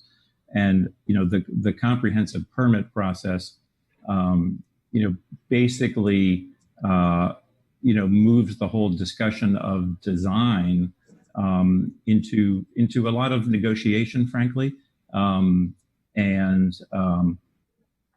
It wasn't quite clear to me how to do that until I had seen it all the way through to a conclusion and the writing of the conditions at the end. I haven't actually seen much of the proposal for 217 Kent, but I think one of the things that I'm especially interested in doing is trying to be kind of a translator or a bridge to members of the public, people who attend meetings, people who come to the site walks. As a designer who knows the town well and how it's been developed, I find I'm able to give people examples of what something is like, or this is as big as, or no, this is much bigger than, something else they could go and see, something they could take a closer look at. And Ms. Hamel, I know I'm not answering your question about the larger housing inventory, but that's in 3 years on the board, it hasn't been and really isn't our role in the public process that we're called on to serve in. I just wanted to see how you'd answer it. Yeah. Thank you. Any other questions? Real quick, just to say thank you to all three of these applicants. I've had the privilege of attending a few ZBA hearings, and it's very impressive to watch them in action in terms of the professionalism on display. And I just wanted to make note of that. The only thing I would add, by way of just a small criticism, is if these members, if they are reappointed, can do something to address the notification procedures of the board.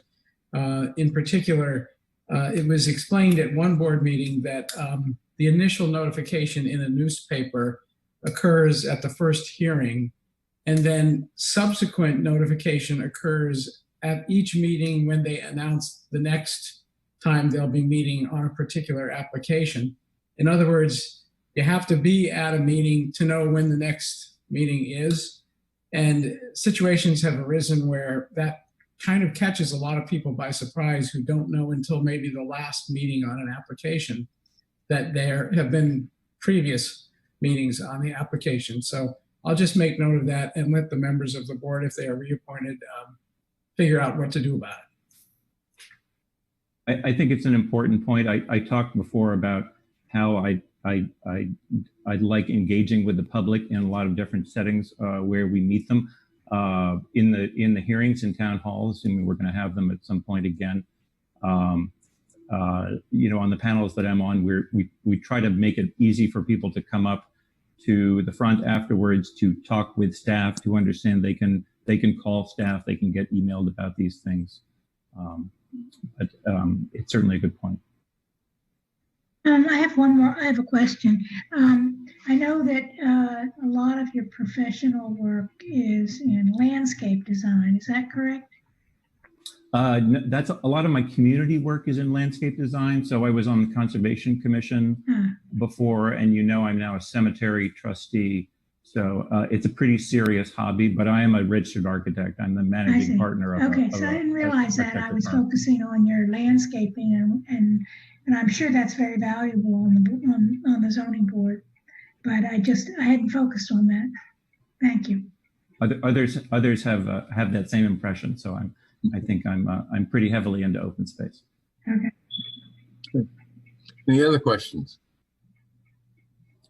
Well, thank you. We're not making decisions tonight, but we will have the ZBA candidates on the agenda sometime in the near future.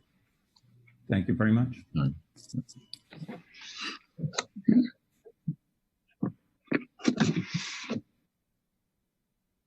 So next, I take this Kate Poverman. Hi, I feel like I'm looming a little too close here, but I'm Kate Poverman. I have been on the ZBA for, I guess, 5 years. I would have said 4, but if Randolph's been there 3, then I've been there 5. Overall, it's been a great experience. And I think that one of the things that contributed especially has been on being on the, I guess, 4 or 5 40Bs, some of which I've chaired. And I see one of the roles of being on 40B is to manage them as much as possible. I think all of us know how difficult the statute is in terms of helping forge a project that is in the best interests of the neighborhood within the confines of the 40B rules. I think that as a board member on those, and sometimes as a chairman, one of our jobs is to communicate to the extremely frustrated and understandably frustrated public what the constraints are and why we can do certain things and can't do other things. We get yelled at. So sometimes it's, we look at each other afterwards and say, why the hell are we doing this? Because it's not fun to get yelled at by about 20 people. Welcome to our world. I know, exactly. But I was thinking about it in Randolph's response to Ms. Hamilton's question about what can the ZBA do, if anything, in terms of increasing affordable housing in Brookline beyond reaching the 10%. Situations may come up, or hopefully will come up, where we are presented with 40Bs, where we might have the power, since we've reached 10%, to say, no, we're just not going to do it. Where under the particular facts of that instance, where it's located, what the size is, if it's already in a non-residential-ish community, where it would be in the town's interest, as well as everybody's interest, to have a project go forward as a friendly 40B to increase the affordable housing in the neighborhood. I've talked some with planning about that, and it really depends on what comes down the pike with the developers who put things in. In response to the question about the meetings in 40Bs and when they happen, I think one of the things we could do is on the website, where there is a list of all the 40Bs and the status, to prominently display when the next meeting is. People are always told they can contact the planning department, but I think we could do a better job of just saying from the beginning, right after one meeting finishes, when the next one is going to be, and that would probably be helpful for people. Other than that, in addition to getting yelled at by town meeting members, I get yelled at by Bobby Allen when I do things he doesn't like, and I figure that that speaks in and of itself of the job I'm doing. Any other questions? This isn't so much a question, but I remember when I was running for select board the first time, I attended a ZBA hearing, and Ms. Poverman was on it, and it was a 40B, and I didn't really know that much at the time. And she asked very good questions, given the limitations that we have through 40B. It is frustrating at times. I totally understand why 40B exists, and I am all for affordable housing. People tend to kind of throw up their hands, feel like they're powerless, but Ms. Poverman really navigated questions around trash collection and what to do about delivery vehicles, which were completely within the purview. So I learned a lot by just attending that meeting. Thank you. Come back. I think you're probably all guessing that the fact that we're now at 10-point-something% on the SHI will probably mean some fewer cases. So I would imagine that is some relief, because I know that the ZBA was, and in the early years when you were on it, was really struggling. I mean, even the state gave us extensions because we had so many cases, we couldn't find enough evenings to have the hearings. Yeah. But aside from the 40Bs, what other cases are before the ZBA that you think are important for the town and for us to think about going forward? Do they raise any kind of zoning or other policy issues that you can think of? Well, that's a really good question. To divert a little bit, you probably are aware of proposed legislative changes that are being considered in the legislature, which would, in my view, grant developers much more free rein than they are entitled to, and would reduce the ZBA's power to approve or disapprove a project, in that it would require 2/3 and not a unanimous vote. I think it is important for us to have a unanimous vote. And there's one instance in particular where I was very impressed by Mr. Micklejohn's comments, basically saying, under the guidelines this is supposed to fit in, it does not fit in. So we were educated to a large degree by having to have a unanimous vote. Beyond that, the issue, it's a lot of it is to some degree out of our control, because it depends on what comes before us. The issue of overcrowding in North Brookline is extremely frustrating, especially with the tsunami of 40Bs. One of the things I've noticed, which is sort of interesting, is in general, I have not seen very many McMansion applications, which was not the case earlier on.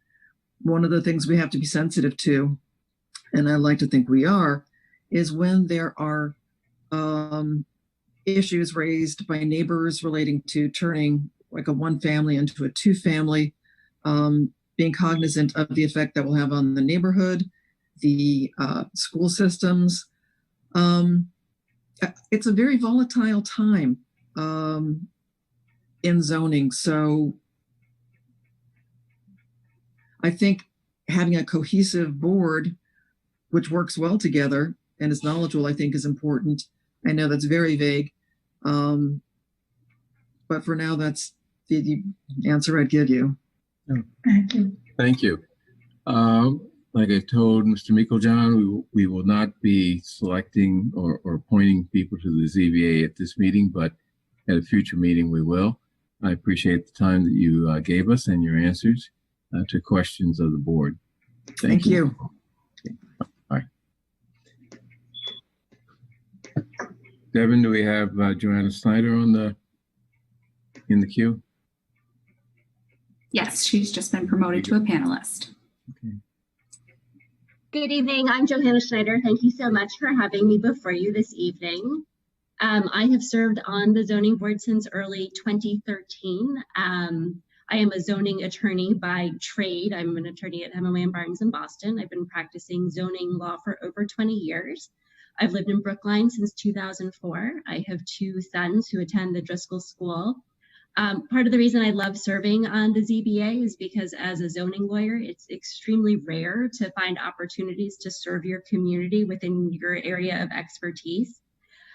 This is an area where I know a lot and I'm able to give back, I think, to the town by serving as an advocate for the town's interests in terms of planning and zoning, but also advocating for the community members who come to our hearings and hope that their voices can be heard.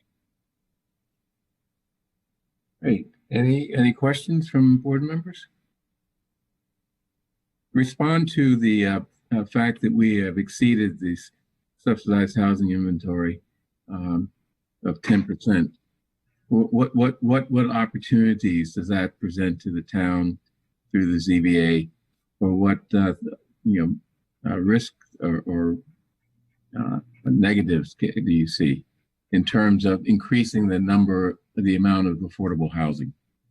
Well, I'll first start by saying hallelujah. I'm very happy that we are over the 10% at this point in time. As some of you have recognized, this was very, very tough for members of the ZBA for several years, and we worked tirelessly. There were, weeks where I was at 3 40B hearings a week, leaving my family, my professional obligations behind in order to see these projects through.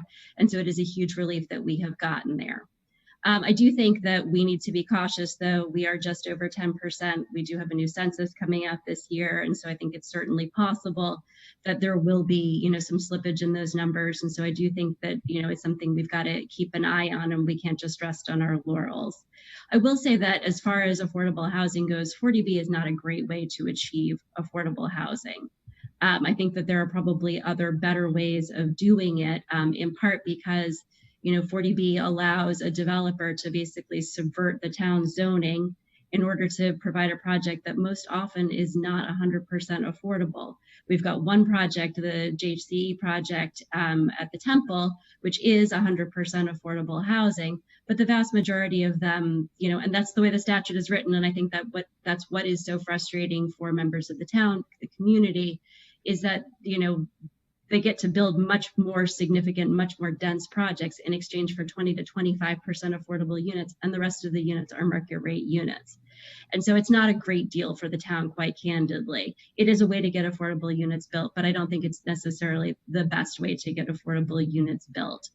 I do think that another thing that we should be looking at now that we have hit the 10%, though, is that we can be a little bit more selective about the projects that we allow to go through 40B. We can deny projects when the developers are not willing to work with us. We can deny projects if we feel like there needs to be more of a dialogue about an increased number of affordable units. And I think that is a tremendous opportunity. One thing I want to say also, though, about an affordable housing issue in the town outside of the 40B context, I know that we have a lot of tension in the town, and I think that Kate Proberman spoke about this during her comments, is that it is a tricky time. There are a lot of structures, buildings where it's a one family and people are looking to convert it into a 2-family, or there are projects, 40A projects, where there are smaller units, and sometimes people are uncomfortable with smaller units or greater units. But I think if we look at sort of the market conditions, there's still a lot of demand for housing in this town. And I think that, a scarcity of housing is something that drives up the prices of housing. So yes, it has to be a balance between not unduly impacting communities and not straining the town's resources. But on the other hand, there's an argument to be made that building smaller units, for example, or allowing conversions of existing structures, a 1-family into a 2-family or 2-family into a 3-family. One thing that we see a lot in the 40A context is garden units being brought on. These are things that allow prices to go down a little bit and make it more affordable for people to live in this community. And I think that is something that we can keep an eye on. Thank you. Any other questions?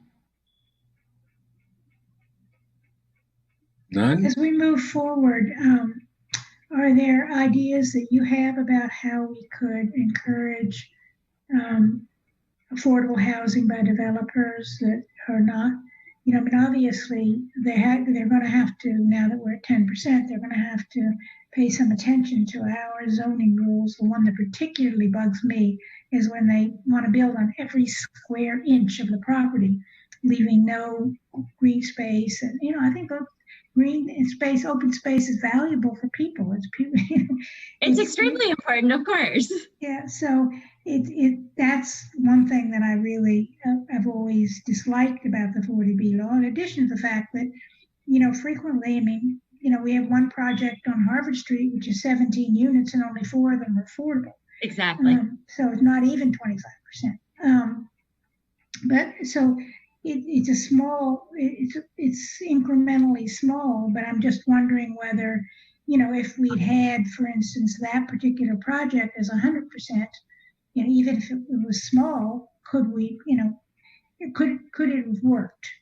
Well, and I think Yeah, but I think the leverage that we have now that we're over 10% really does allow us to be asking a little bit more. The tricky thing about 40B is that, it gives the board is operating on a very short leash. And there's always the risk of appeal. There's the risk of going to the hack. There's a risk of judicial appeal. And the board basically has we're working with at least one hand tied behind our backs in these things. And you all know this because you've been through this with all of us for all of these years now. But I think now that we've got a little bit of latitude, we're not quite as worried about what happens when this goes to the hack. And we're not quite as worried about the hack saying, this is the Housing Appeals Committee, looking at what we've done and say, well, no, you've rendered this project uneconomic, and now you lose everything that you had negotiated, and they can build whatever they want. That's always the fine line, is that you don't want to risk that. And so we do end up swallowing some things about projects that we wouldn't normally want to in an ideal world. And I think now that we are above the 10%, the balance shifts a little bit more in the favor of the board, and we are able to enforce the zoning a little bit more and ask for things that we haven't been able to ask for in the past. And I agree, the green space is a big part of that. Yeah. Okay, thank you. We will be making appointments at a future meeting. I appreciate the time that you spent with us and your answers to the questions. Thank you all very much. Have a good evening. Okay. Next, Park and Recreation Commission. I think that's John Bain or Ms. Morelli. There's two. This is not for an interview. These are for appointments to the commission. Oh, okay. There are two members whose terms have expired in 2019, so we're overdue there a bit. But they're the only two applicants. One is John Bain, and the other is Wendy Sheridan. So what's on tap for you this evening is to consider reappointment of those two members for a 3-year term expiring in 2022. You want me to read their? Yes, why don't you read the names and take roll. All right, so I'm going to announce the name of John Bain. Aye. Aye. Aye. And Wendy Sheridan. Aye. Aye. Okay, so those two individuals will be reappointed for those 3-year terms. Okay, next, Sanctuary Medicinals. Opening plan review. Let's start with that. I see Mr. Allen is here in the meeting, and Ms. Morelli. So who's going to make the presentation? Good evening. I'm Maria Morelli in the Planning Department. I think that according to the agenda, you'd like to begin. There are two things before you. Right. One is that per the license conditions, the licensee before opening needs to come before the select board two weeks before day one. So that is the primary purpose of coming before the board this evening, is for you to review the opening plan. We also have several staff members, Todd Corain, Transportation Administrator, and Lieutenant Paul Cullinane. We've had like about 6 departments working on this, and also Town Council Patty Correa is here this evening. Yeah. The other item before the board is the license has been amended, conditions have been amended to be more in line with NETA's conditions. In addition, we've added a few other items as a result of the COVID pandemic. So I think it might make sense to begin with the licensee's presentation of the opening plan, if that's what you'd like to do first. Yeah, that's what we'll do, because that is just a presentation to us. We're not going to vote on it.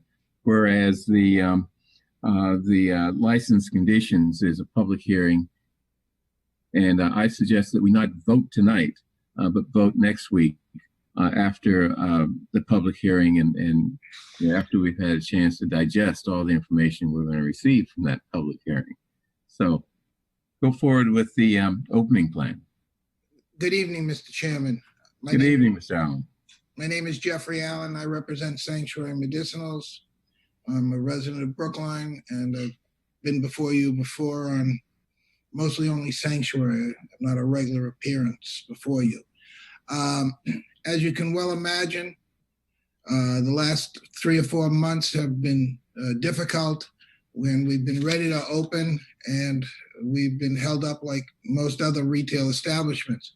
But it's even been more difficult because we had to go back and rework our opening plan to significantly alter that which we worked so hard to create and which you approved in the license, which we ended up presenting to town meeting and so forth.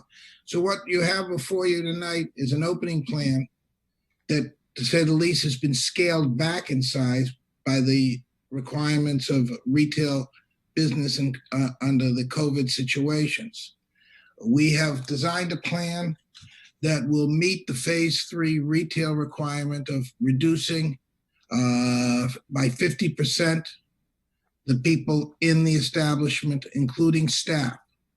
All told, under the COVID requirements of 50% reduction, we would, and taking out the art gallery, of course, we would be entitled to have 67 people on the sales floor. That includes staff and customers. Under the opening plan you have before you, we will actually have 66 people. So we're below the 50% that we're allowed. We have a planned reserve ahead only, of course, as set forth under the COVID restrictions. We've worked with the police department to come up with a scenario where we actually think that when we first open, we'll have more time than we have customers, because we're being very, very conservative in the number of people we're going to serve. Our experience has told us that in a scenario like this, we could probably easily do 27 guests every 15 minutes, because there's really nothing for the guests to do but say their name, pay for it, pick it up, and leave. So there's not any shopping or checking menus. But even though that we're confident that 5 minutes per guest is very generous, when we open, we're actually going to cut that back to 18 to 22 guests per 15 minutes initially, and work with the police and see how that goes. We think that will actually give us excess. We'll cut down on anybody hanging around outside unless people show up for their appointments too early. And that's something we're going to work to send them away if they do.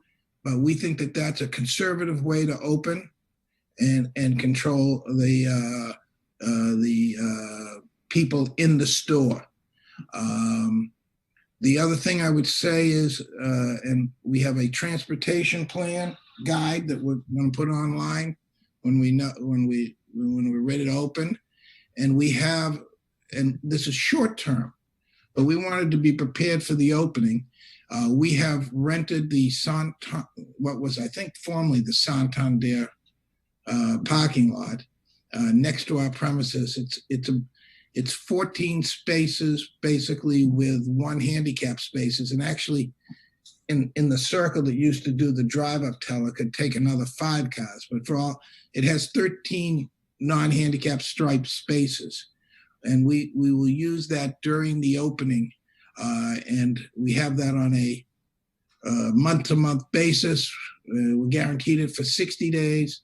And we'll probably hope to keep it for the first 6 to 9 months to provide some overflow parking for our customers and the like. We have been working with staff, and although we originally had the interior laid out to prevent any queuing on the outside, unfortunately, because given the limitations on the interior, there may be some people outside. We've worked with staff, the police, and we're going to limit any outside queuing to 10 people at the most. And we think it's unlikely that will happen, but 10 at the most. And we will use either the parking lot, the surrounding of the parking lot, or the alleyway for those 10 people, if that event should happen at all. So I have with me the president of the company, Jason Sidman, the CFO, Josh Weaver, the regional director, David Kimmel, and we're here to answer any questions.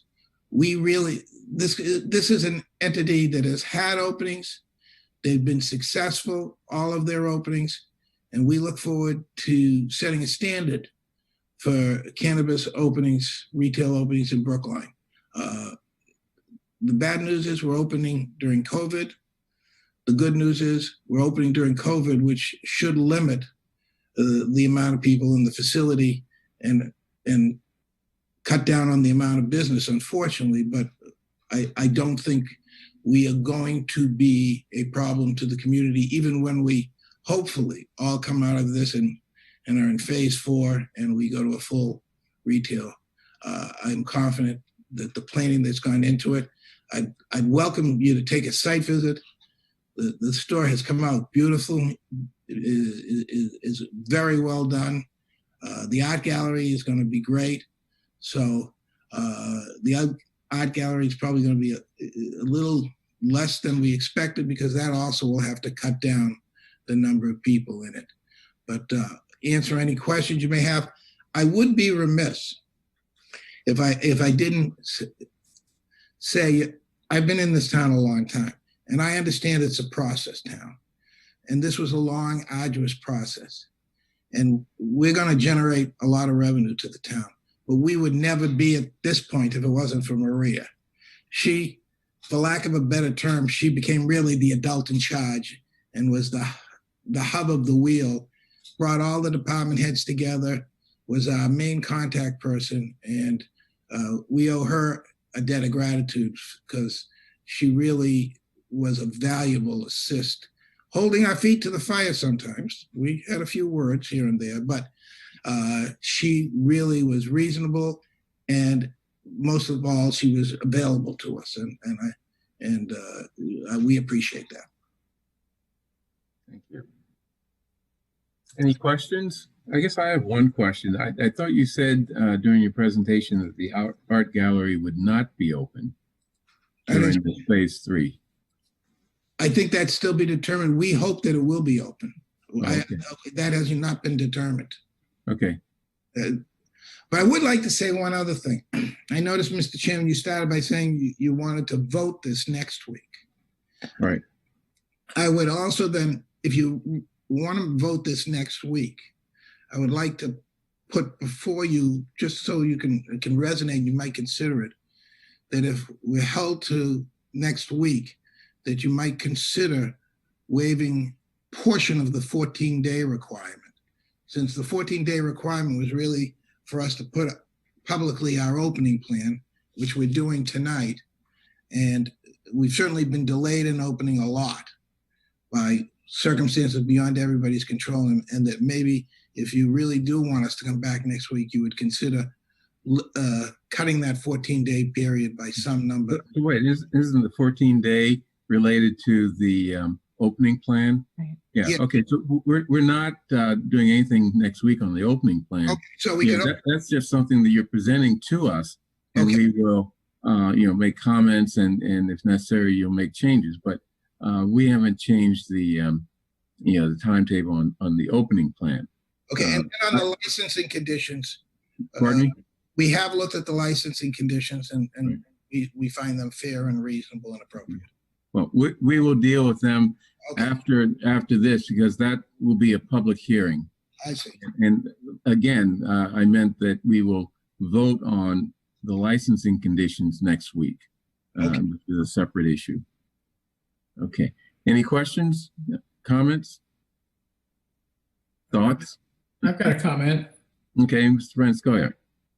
I just wanted to say to Mr. Allen that anything that Sanctuary can do to, I'll say, cross-promote with retail and restaurant businesses in the Coolidge Corner area is going to be to the great benefit of some struggling merchants who are trying to get back on their feet. It would be of great benefit to Brookline and it'll be of great benefit to Sanctuary in terms of their welcoming presence, or the welcome that they get to Brookline and to Coolidge Corner. And so I don't have brilliant ideas to offer of my own, but I know that the situation with Netta, the jury seems to be out as to whether it's been a net plus for other retail establishments in the Brookline Village area. If we can make sure that Sanctuary is indisputably a net plus for Coolidge Corner, everybody is going to be the better off for it. And I think Sanctuary's reputation in Brookline will be greatly enhanced. I appreciate your thoughts, and that certainly is the number one concern of ours. And we have an advantage over Netta in that we're in the middle of the commercial district, not on the outskirts or on the edge. And we think that we've already reached out to the Coolidge Corner Merchants Association. We're working with David Luchinsky, the Puzzle Store, and others to do some cross-marketing and try to get our customers to visit other merchants in the Coolidge Corner area. That's Jason Sidman, who's on with us now. The president has spent a lot of time, well over a year, building those relationships. Any other questions, Mr. Fernandez? Thank you. It's actually about the, I see in what we have in our packet here that there's a plan for Uber, Lyft, et cetera, pick up and drop off areas, but that I don't see that in here. Is that something that's still being developed? And can you tell us, what the plan is for that? That's been an issue over at the Netta location. I'm gonna bring it up now. I can't comment on Netta, but we are going to absolutely allow no drop-off and no pickup at all on Beacon Street. All drop-off and pickup will be on, people being dropped off by Ubers, cabs, and the like will be on Webster Street, none on Beacon Street. And we have a police detail there to prevent it, and we will have our own security. If someone gets dropped off there, they're not coming into our store. They'll be go around the corner. But we're going to be very strict on that because we don't want to create any traffic problem on the bike lanes or anything else on Beacon Street. I assume that we're going to have an educational process when you first. I certainly, community relations is really important, and having people who are coming into our community being, shooed away even by our own officers, et cetera, is probably not the best way to build relations with folks that may be visiting for the first time. So my hope would be that we can do some redirection to Webster Street and find ways to better educate folks that are doing the Uber, Lyft driving, et cetera, about where they should be doing drop off. By the way, that's especially true because once you're on Beacon Street in front of your store, getting to Webster Street is not easy. Right. And we will also, I think, and Lieutenant Cullinane can talk to there's going to be an officer at the corner of Webster and Beacon at that crosswalk. So not just in front of our store. And it is going, and Select Board Member Fernandez is correct. It's going to be an education process. But in this business, you tend to get a lot of repeat business. And we expect that the people will learn. And we think given our location, it doesn't make it more difficult. It actually makes it easier for everybody. Have you talked with the neighbors on Webster Street about this plan? They're all aware of it, and we're talking we're just talking about Uber and cabs, and we don't expect those to be a major mode of transportation to our store. We expect the Green Line to be significant. Some people will drive and so forth, but our real advantage is that the T is right across the street, and we expect that to be a large source of our business. Okay, thanks. I have a question about your education materials, and I noticed that you have a chart here, which is a very detailed chart, about, the fences for selling or for possession or for possession with intent to distribute, etc. But I'm wondering, some of the smaller kinds of offenses, I would say offenses is probably too strong, but the behaviors that the neighborhood around Netta had issues with had to do with people consuming in public, and public urination. And these are issues that I think we need to educate the public about. And people need to understand that those are not things that are acceptable. And, people say, well, I can smoke a cigarette. Why can't I smoke a marijuana joint? But there are rules about it. And, some people, I think we shouldn't actually allow cigarettes in public either. I know people who get sick from the smell of cigarettes, and as well as from marijuana. So do you have any plans to include education about those issues in your brochure so that customers, I assume this is for customers and not just staff.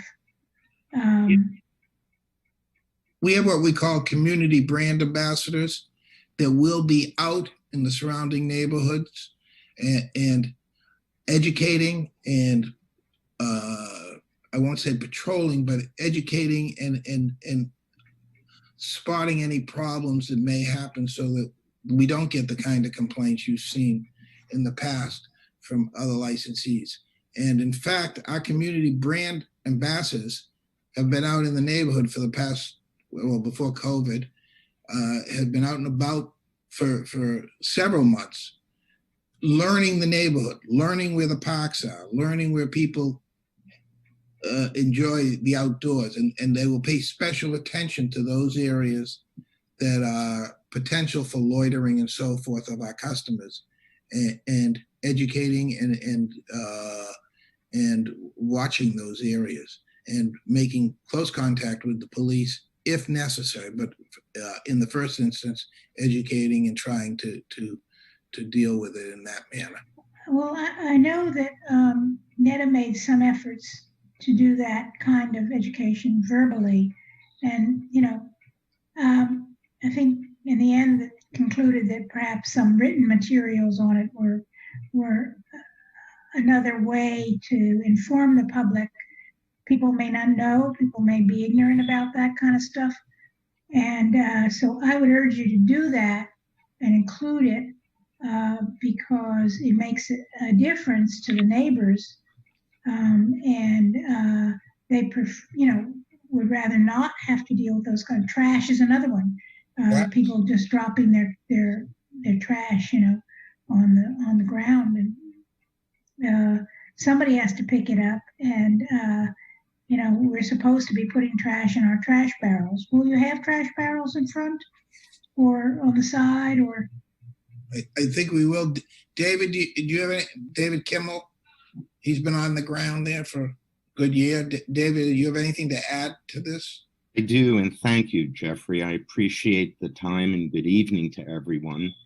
A couple of comments, please, on the subject at hand. That as you exit our store, we literally have 5-foot high signs that are almost 3 feet wide that go right to the heart of public consumption and the penalties thereof.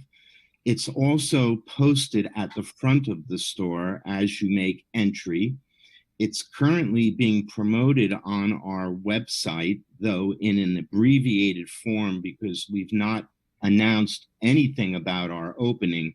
However, we've made it clear that our community interface is critical to the success of the business. As Jeffrey had already mentioned, we've had our brand ambassador on the street cleaning the streets prior to COVID for up to 4 months. And I think in the local newspaper, there was actually a story about it, about our brand ambassador cleaning the streets. As we move towards opening, we absolutely anticipate on our printed menu having the same language that we're discussing today. At this point, because of COVID, we are, needless to say, reluctant to hand out any kind of walkaway paper material until we get the go-ahead from the state that that would be safe to do. But in our menu, we've already included the subject matter of parking and the fact that it's very critical to the community that we be exceedingly conscientious about using not street parking, but actual private and or public parking lots. Secondarily, in addition to parking, we've trained our entire staff, it's going on this week, on the issues of public consumption, and our brand ambassadors will be equipped with walkie-talkies to communicate directly with the police upon any sign of public consumption. We've taken it even further and gone and spoken with the general management at the Marriott Courtyard on Webster, because they regrettably have had problems in the past with people consuming in their garage. We've walked the space with them and we've told them that our brand ambassadors will indeed be patrolling those areas, again, taking no action and only reporting directly to the police if there is any public consumption issue. I already mentioned about our previous activities with our brand ambassador in cleaning approximately a 2-block radius around our location. And when we open, we will have on our staff 4 brand ambassadors, and they will be tasked with not only the subjects that I've mentioned, but of course, with being sure that there is no trash, particularly sanctuary trash, but all trash on the streets. It's very important to us. And I just want to step back for a moment about the comment made and that Jeffrey addressed regarding promoting local businesses. And yes, David Lashinsky, the chairman of the Coolidge Corner Merchants Association, has been working with us very closely, and we are committed to being sure that we promote the local restaurants and stores like Wild Goose Chase and others with actual signage in our stores that will be our Coolidge Corner Hall of Fame. We're not asking for anything from these merchants. All we want to do is help them succeed, because we believe that part of our mission here is that all boats rise together. This is not just about sanctuary. This is about sanctuary and the community of Coolidge Corner, and the fact that we have to become part of that fabric. And we plan on hitting the ground running and making a genuine commitment to doing that. I think it's evidenced by 2 things that we've done, not yet mentioned, which is we've planted the very front planter on Beacon Street with flowers to match the flowers on our art gallery window. The art gallery, Lauren Ravello, if you will, the president of BAC, the Brookline Arts Center, has given birth to a child. Congratulations. And with COVID involved, we mutually agreed that because the space can only handle 25 people, and with COVID going on, that we would postpone the opening until early fall when she could be part of that opening and in fact have really a successful opening. But maybe more importantly, please, is that that gallery, through the hands of Jason Sidman and Josh Weaver, who are both on this call, have given me the mandate that that gallery is to feature those members in the Brookline community who have been underserved in the world of art.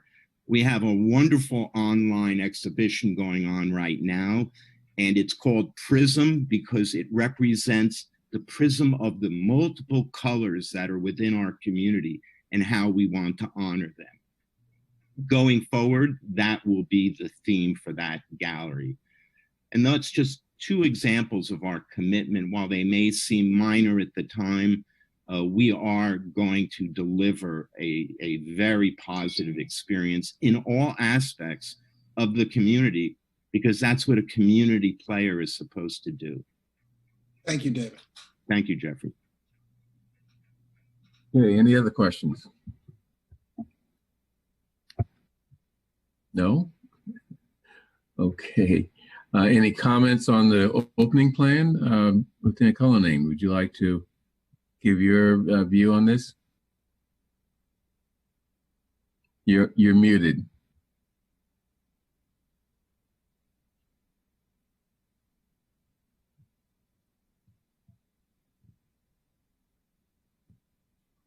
Good evening. Good evening. Good evening, Chairman Green and Board.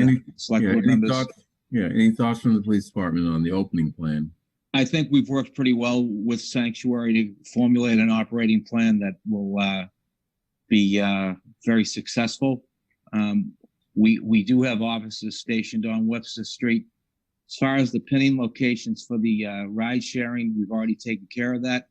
Instead of being parked in front or transporting to the front of the store, they're going to transport to 35 Webster Street for the drop-off locations. Both Lyft and Uber have agreed to it, and it's in their pinning location spots now. We'll have officers there. We'll have officers at the parking lot at Santander Bank. And we'll have an officer at Harvard at Webster Street in case there is a backup with traffic. We can get them out of Harvard Street.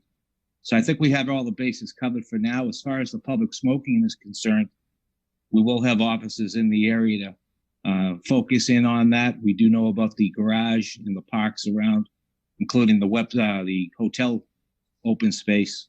So we'll be keeping an eye on that, and I think we're going to do pretty well. Great. Any other questions? I'll just note that I've heard about this before, but thinking about the net location to the casual observer, some folks seem to see more than one officer together, basically in the same, 7 square feet. I did see in this plan, it looks like there is a distribution of the officers in the front, on the back, and along the street. So I imagine that's not going to be much of an issue there. Is that for COVID related on the? No, not COVID related. Just the idea that we're, I'm just thinking about how we're deploying the officers. You mentioned, for instance, folks checking the garage, etc. So I just think some of the feedback we've gotten is about officers being right at the NETA location, but not in the ancillary, like sort of side streets, etc. We have been working with NETA on that issue. They are asking for someone at the exit door, someone at the driveway, and someone across the street. So far, that's how we've been staffing it as of recent. It will be reduced as time goes by. And prior to that, you did see 2 officers at the driveway, but that's going to change probably forever because they always want someone at the exit. Okay. So I thought the question also was officers patrolling through the community. As far as the public smoking? Well, no, it was just general purposes. Yeah, we're going to have, on opening day, we plan on having bike officers in the area, and we're going to have some plainclothes officers for the public smoking. We don't plan on giving out a lot of tickets. If we do, it'll be mostly warnings. A lot of people we've come across have actually believed that it was okay to smoke in public. They were under the opinion, they didn't realize they were breaking the law. So we're trying to do it in a judicious way as possible and be fair to people. So we believe that by giving them a warning the first time, getting their information, if it happens again, then we'll deal with it in a different way. Good. Okay, any other questions? Okay, I think that sort of wraps up the opening plan part of the of tonight's presentation. Mr. Yes, Chairman, Mr. Allen. I forgot to mention, just so that the board is aware, part of the requirement was that we have a Q&A with the community at large. And Right. Okay. I'm that sorry. is going to be scheduled for next week. Okay. Great. Thanks for bringing that up. Okay. Let's move on to the sanctuary amended license conditions public hearings. I think Ms. Correa is going to lead that discussion. Is that correct? You're on mute, Patty. Okay, can you hear me? Yep. Okay, sorry about that. So I'm really just going to frame it. Really, the changes that you see in the red line were simply to bring the language of the conditions into conformity with the changes to NETA's conditions that the board made last December after quite extensive discussion. So that's really what the changes are. There a couple of exceptions to that are in condition numbers 25 and 26, which are a little bit more COVID related, and Ms. Morelli can explain if there are questions about that. But you recall that the model of new language that the board voted in December contemplated a more hands-on, hopefully thoughtful approach by town regulators of recreational marijuana dispensaries. And so there was built into the conditions for NETA, a site plan review process, revisiting that, involvement by multiple departments. And as Attorney Allen said, Maria Morelli has really been the heart and soul, and the planning department's been the heart and soul of that, bringing the departments together and working through it. So the language is virtually identical to what the board voted in NETA after much public input, including written comments that were reviewed and were incorporated in part. And the idea really was to have a little more town oversight over the process. So the vehicle seems to have worked well with NETA. The language that's proposed is essentially to bring the conditions in line with NETA, since the first round of conditions were voted by the board a year ago, and then the NETA conditions were revised. So that's essentially what you see. And there are a few cases or a few places where there are scheduled actions to be taken. And I'm a little concerned that, many times we miss those dates, for a variety of reasons, COVID being one, just overwork being the other. And can we make sure that we have sort of a calendar of those things that so you can make sure the board doesn't miss something like that? Yes, Mr. Chair, if I may say that the whole point of having the site plan review take place 4 months before the renewal date, before the licensing board, is to ensure that there is this monitoring, this ongoing process. So you can expect that every year staff is going to be convening on a large level. So of course, the planning department is going to be coordinating that, and I'm definitely keeping calendar and working with the other departments on those dates. Any other questions from the board before we open up for public hearing? I think it would be helpful. Oh, can you hear me? Yep. Okay. I think it would be helpful if Sanctuary would review for us some of the changes they've made in terms of customer volume, because one of the biggest problems that NETA had was that they had a huge volume before COVID, and now they've had to really cut back, and they've gone to a reserve-only system. And reserve meaning not that you could pick it up anytime during the day, but they're prescribed times for you to pick it up so that they controlled the amount of people who were coming in any one particular hour or whatever.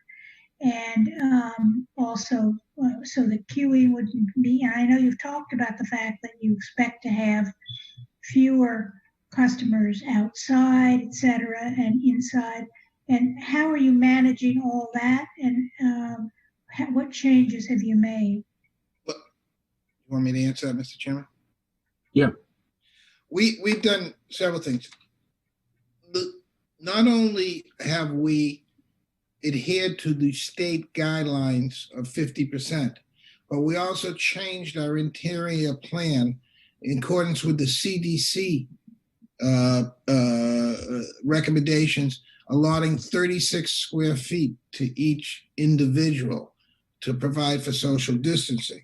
And if you go to page 16 of our opening plan, you will see that we've laid every single person where they will be on a plan that shows social distancing. And that is the plan we intend to operate with. And as I said at the outset, that's half of what we're licensed to do.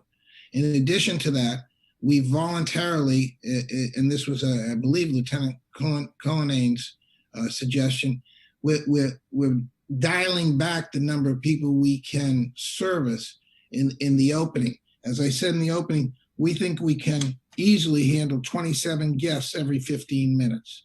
That's at 9 points of sale. That would be 5 minutes a guest. And remember, they're not shopping. They're just picking, my name's Smith. Here's my order number. Here's my credit card.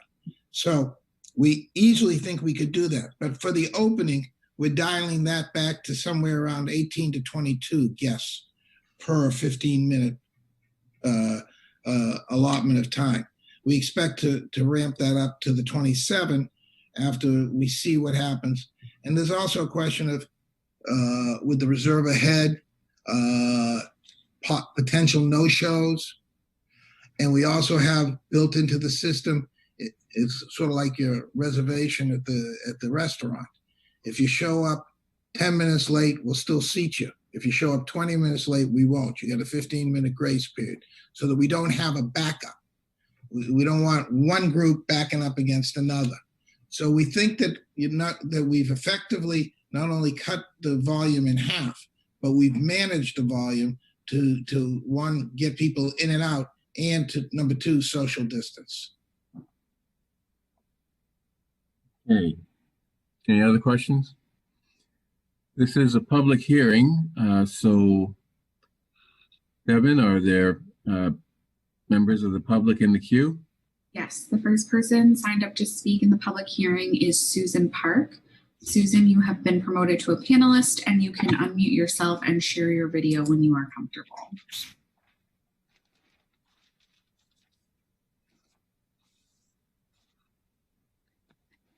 Hello. Good evening. My name is Susan Park, town meeting member from Precinct 2 and a new advisory committee member as of last night. Dr. Fauci, renowned immunologist, recently said, "We haven't even begun to see the end of COVID-19.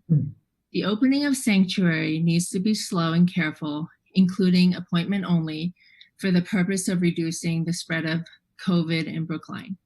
Yesterday, you received an email from Lauren Bernard, town meeting member from Precinct 8, with licensing recommendations for sanctuary's opening plan. 7 other town meeting members, a citizen, and I signed.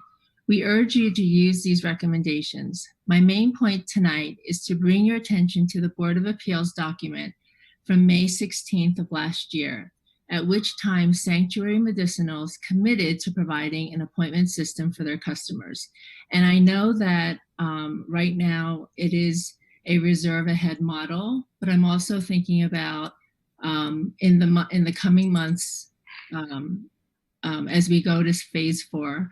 The purpose of that Board of Appeals meeting was for Sanctuary to obtain their special permit, and they came represented by Attorney Jeffrey Allen and Sanctuary CEOs Jason Sidman and CFO Josh Weaver. An appointment system was an integral part of the Sanctuary plan upon which the Board of Appeals based their approval for the special permit. The full paragraph reads, quote, Attorney Allen added that the petitioners making it a requirement that employees do not drive to the site in order to mitigate any parking congestion.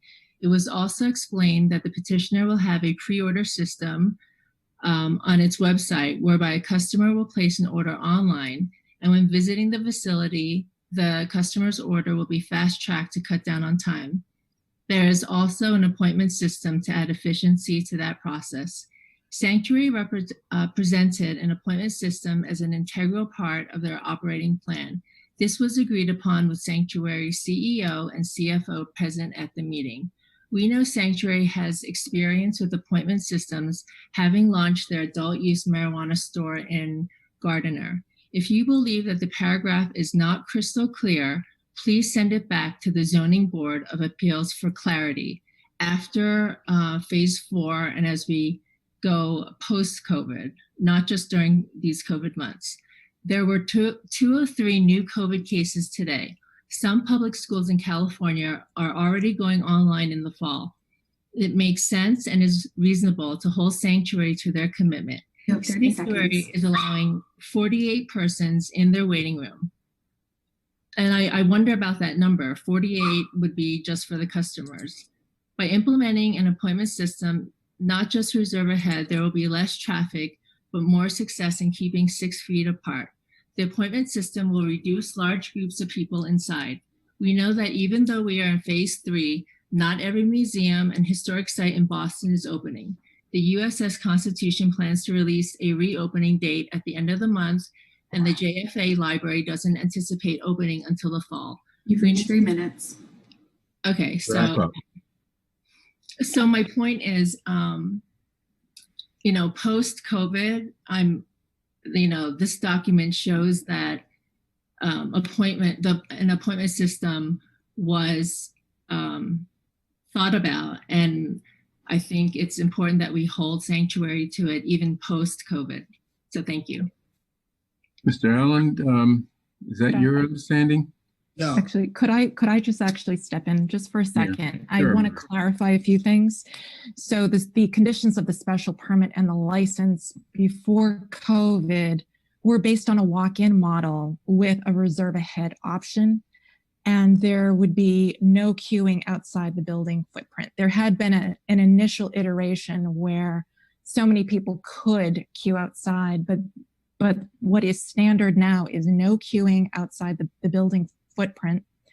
And for the opening plan, because they're opening during phase 3, it is reserve ahead only. That is a condition of the opening plan. They are not allowed to open or commence adult use sales without reserve ahead only. So there are no walk-ins. There's also a clause stipulated in these amended conditions that when phase 4 occurs, the licensee needs to come back to staff and go before the select board to ensure that any guidelines that come down from the state are properly incorporated in an amended operations plan, because we do not expect the new normal to be like business as usual. So I do want to clarify that there's no misunderstanding. Before COVID, walk-ins were allowed with a reserve ahead option. That was our understanding of our special permit. That was our understanding presented to town meeting, and that's how we got the support of town meeting. But who knows when we will get to those discussions? We certainly hope for everybody's health and safety. We get to them sooner than later, but there will be a time and a place for those discussions, the phase 4 operations, and we look forward to that day for many reasons, not only allowing us to get back to more normal sales, but also for the health and safety of our community. Okay. Devin, who's next in the queue? Jonathan Mand is the next person signed up for public comment. Jonathan, you have been promoted to a panelist, and you can unmute and share your video when you're comfortable.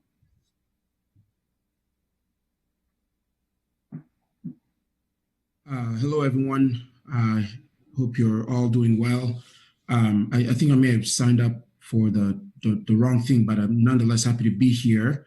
I really wanted to speak on a lot of what people already talked about earlier with regard to race and justice in Brookline, and really looking at these things as a public health issue and how we can really combat it in a way that will benefit the community at large, and not really standing in a place where we are kind of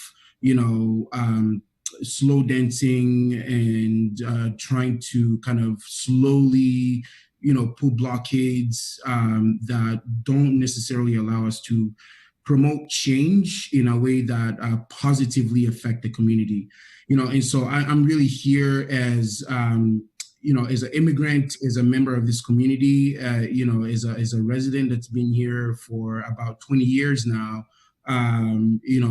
to urge you to look at what we have at hand, as an issue that is really a public health issue at large. Similarly to how we're talking about, how to properly put measures in place to make sure that people aren't, with public consumption of marijuana and so on. These are all public health issues. The affects the public at large. If somebody's publicly urinating, it's a public health issue, right? And so very similarly, we have to be looking at, prejudice in race relations, and just racism in general in our town is a public health issue. And I think when we start really looking at it that way, then we can put measures in place, and tackle it in a manner that is effective and swift, in relying to our overall goals to mitigate public needs. And that's all I had to say today. Thank you. David, next speaker. The next person signed up for public comment on Sanctuary is Lauren Bernard. Lauren, you've been promoted to a panelist. You can unmute and share your video when you're comfortable. Good evening. Lauren Bernard, town meeting member from Precinct 8. I signed up to speak because I thought I was not going to like what I heard, but I was pleasantly surprised. And now I'm thrilled that I tuned in because I got to see my good friend Jonathan Mandy. And Jonathan, if you're still listening, it's good to hear from you. That said, I have a couple of questions.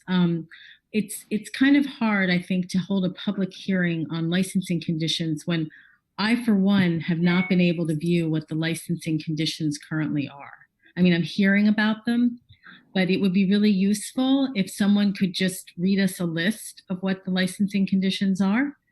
So that's the first thing. And if I missed the document, I'm sorry. But I honestly, I searched, I wasn't able to find it. And just a clarification, because I think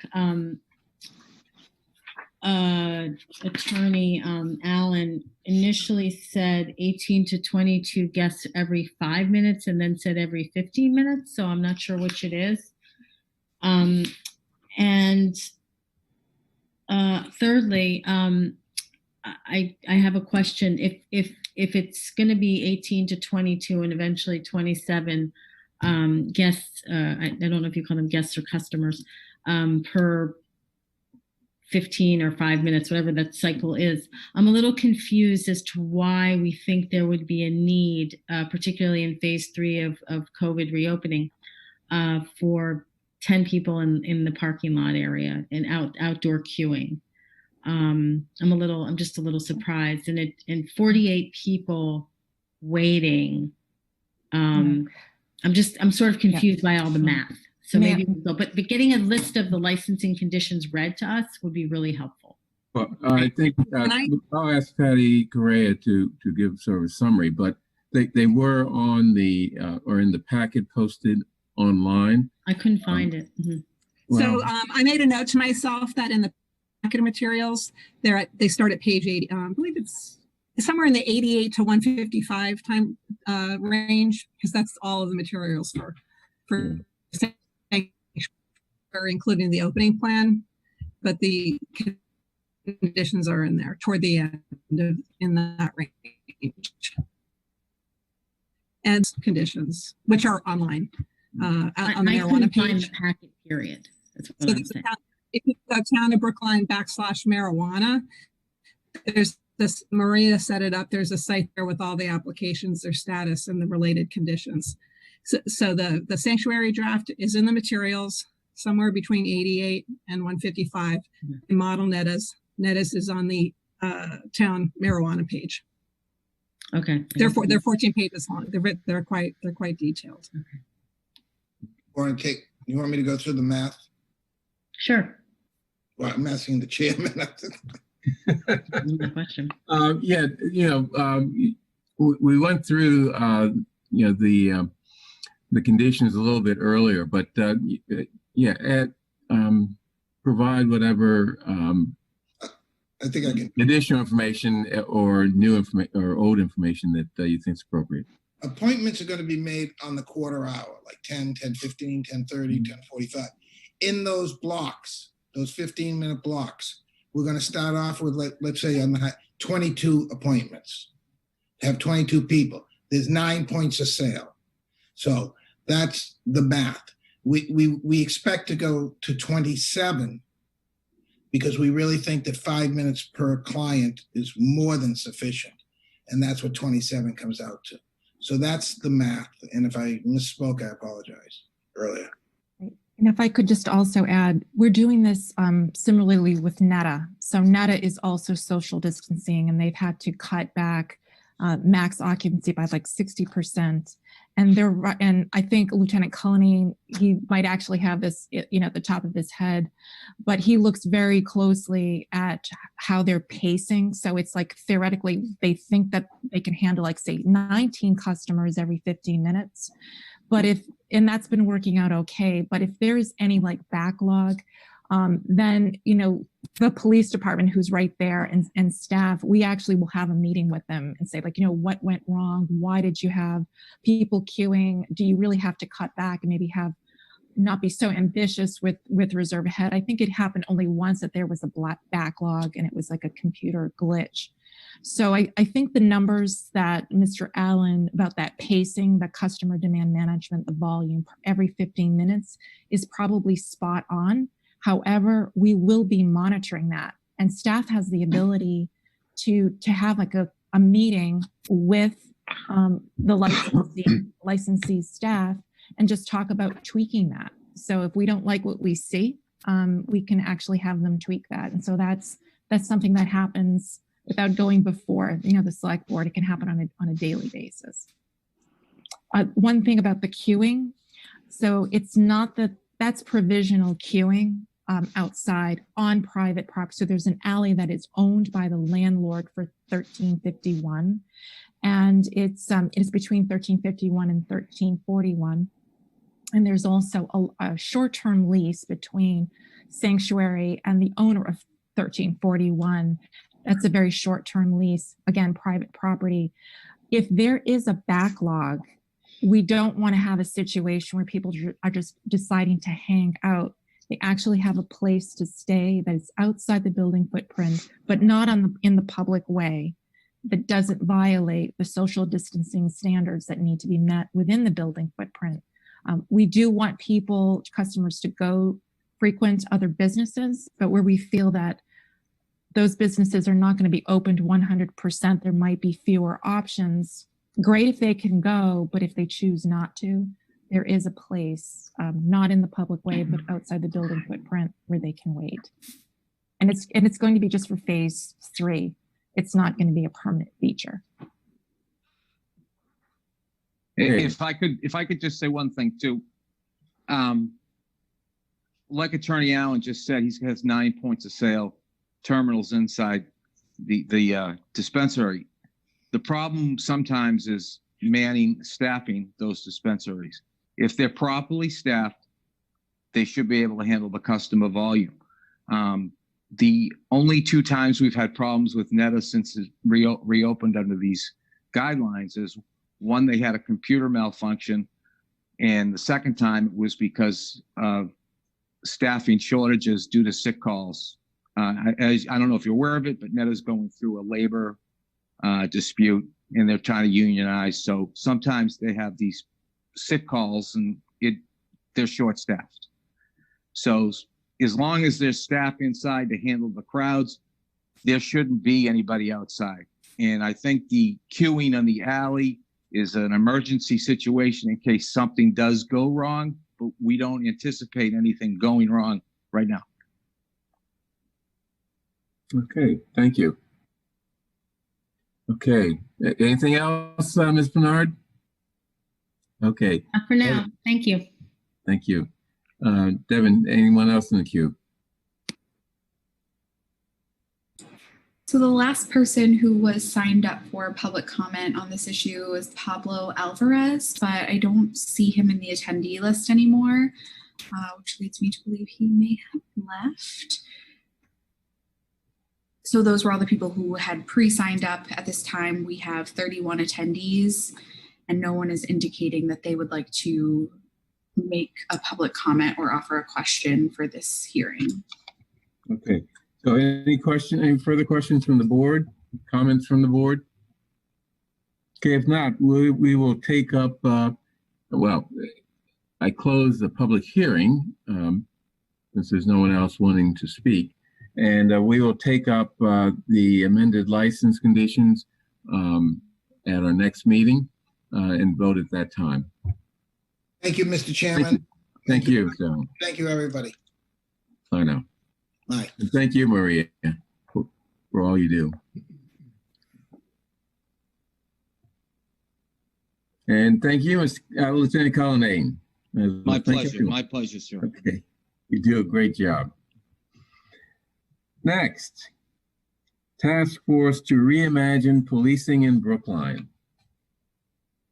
Let's see, what do we want to talk about there? Okay, within your packet, there is the charge for the task force, the main body of which is basically what it was, I think, in the beginning. Maybe it's a few changes, but not substantially changed. But there are two versions of the membership provision. And I guess that's what we're going to be talking about tonight for the most part, if not other things. The one membership provision has Mr. Fernandez being chair, and the other has Mr. Fernandez and me being co-chairs. The latter was what I understood the select board instructed us to include in the charge. And there are some other differences of lesser import that we maybe should also discuss in the membership provision. But anyway, how would you like to proceed, Mr. Fernandez? Would you like to start off, or? I'd be happy to, yeah. And I can just go through any changes that have been made to this, to the draft that I put together.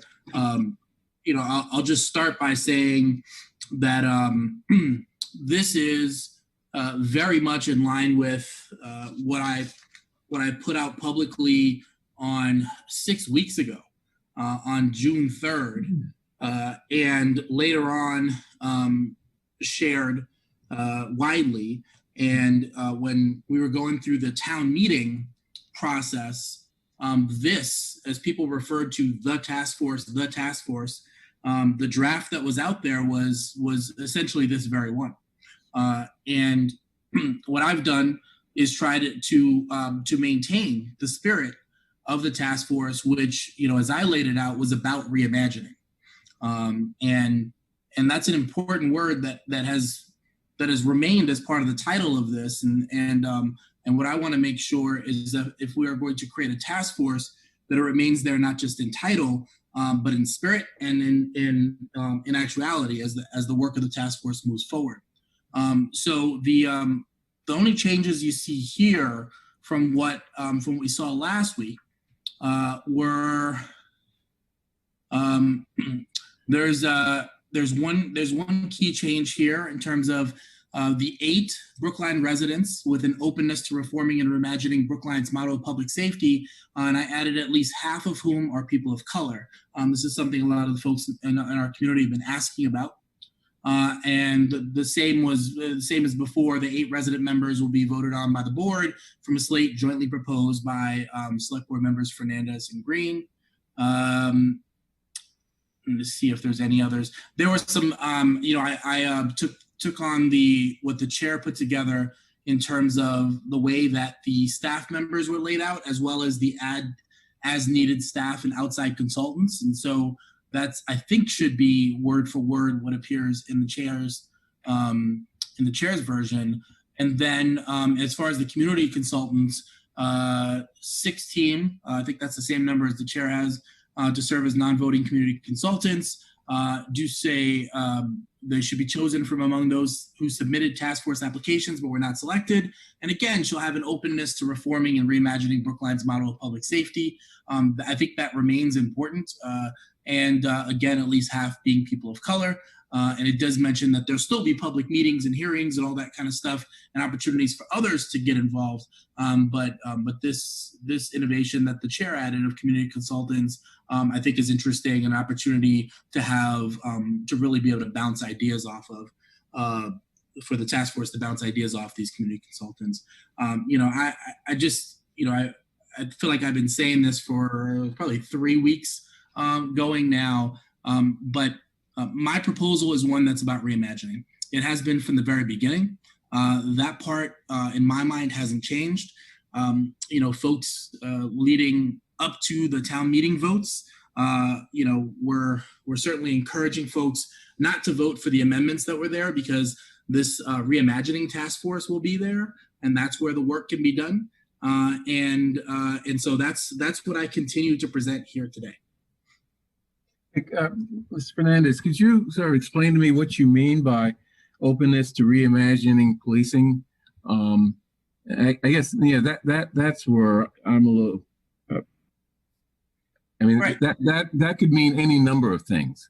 So yes. I want to know what you think it means. Sure. Yeah. The idea here is that the people that would be appointed to the task force actually do believe that there are some issues that are worth addressing, and beyond just the reform aspect, which is, I've said many times, a really important part of this, that they're also open to thinking about a different model of public safety, an alternative vision of public safety, and that they have not predetermined that what we're doing currently is the way that we should move forward in the future. And that they're actually willing to engage in a process and excited about a process, frankly, that takes what we're doing and puts it under a microscope, that deconstructs it a bit, and that comes up with some potential proposals. And the words that kept coming up last week were bold and imaginative, proposals that are very different than what we're currently doing. And as I've said then, and I'll say again, these are proposals. That ultimately town meeting, the select board, and other bodies would weigh in on. I guess my concern, I think other people's concern, is that openness goes one way. Do we expect people to also be open to the view that we're doing a pretty damn good job with the police department in Brookline? I don't think anyone's going to say that it's perfect or that there don't need to be certain changes, but openness to the idea that we have a good foundation to build on.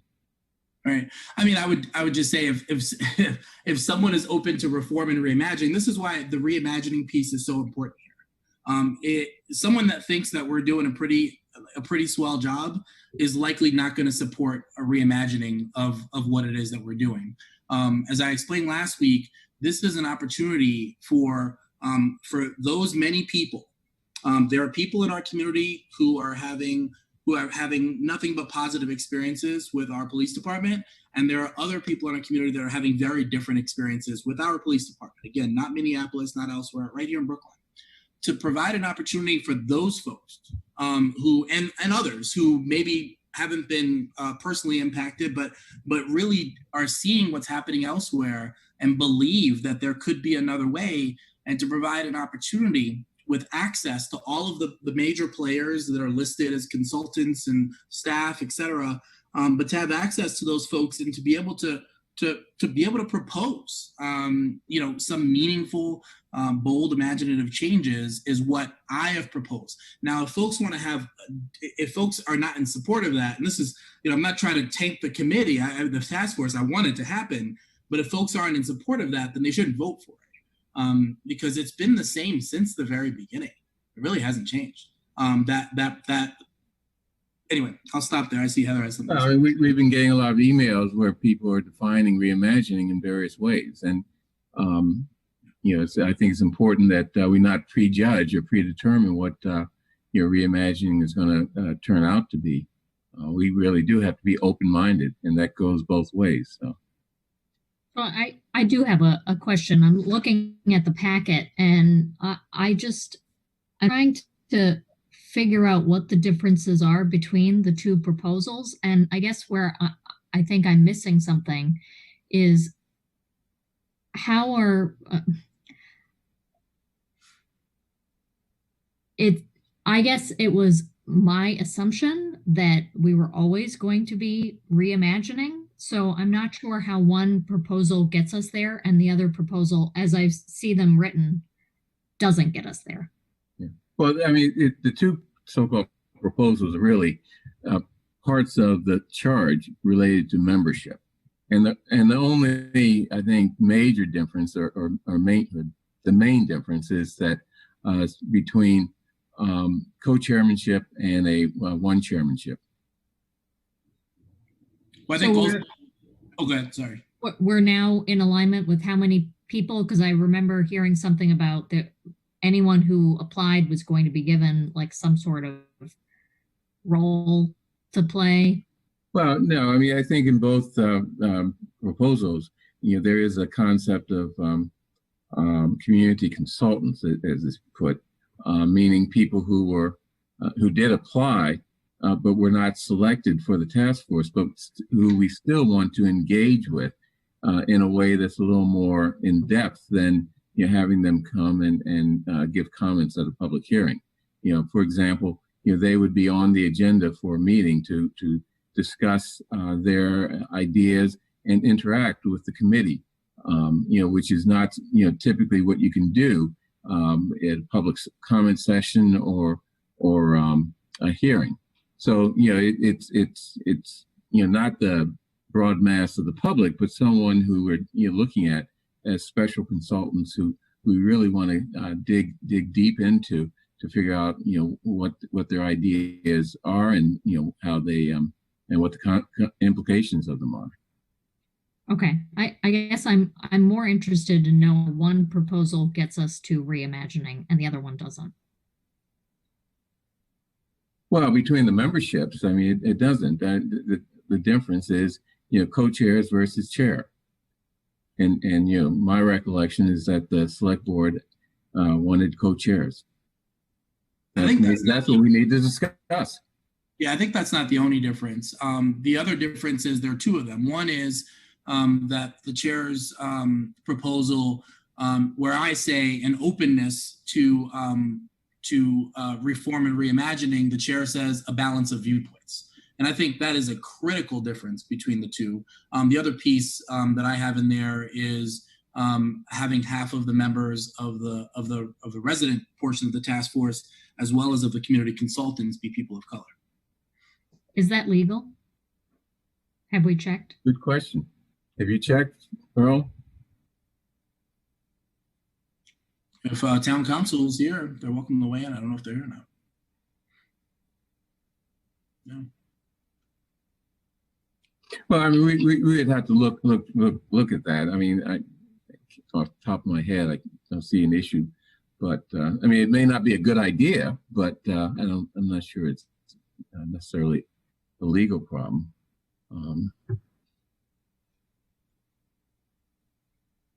And the difference between balance of viewpoints and openness to reimagining, I mean, maybe it's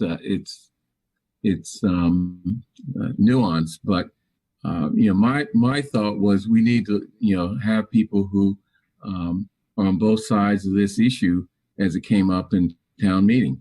I don't think anyone on the committee should be totally opposed to changes, but people who are open on both sides of the issue, open-minded on both sides of the issue. Yeah. See, to me, when I hear that, I hear, it's akin to me to putting climate deniers on a climate change task force.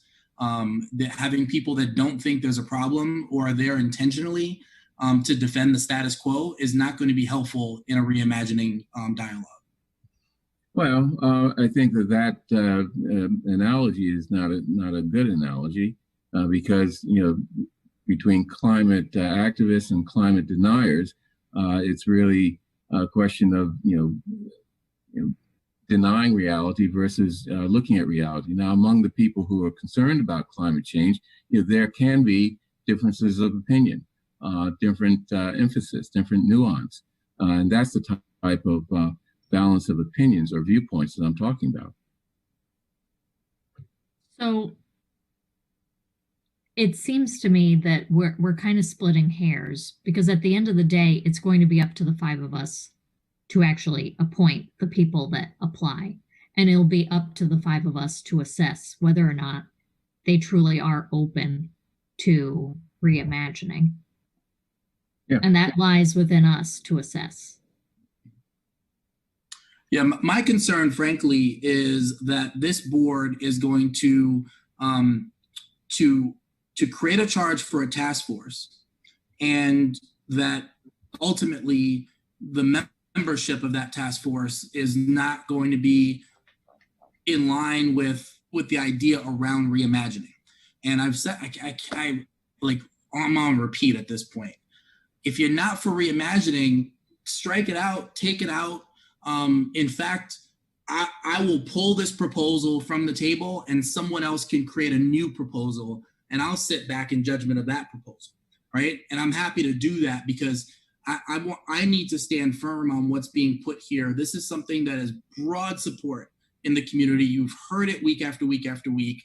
And it is really important, if we're going to do something that's called reimagining and that's about reimagining, then I think that the membership needs to be committed to that project, very committed.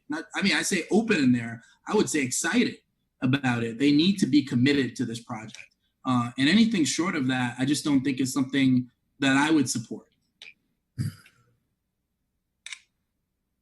What if we said, I'm open to reimagining. I'm open to reimagining policing. I'm open to reimagining, you name it, across the board,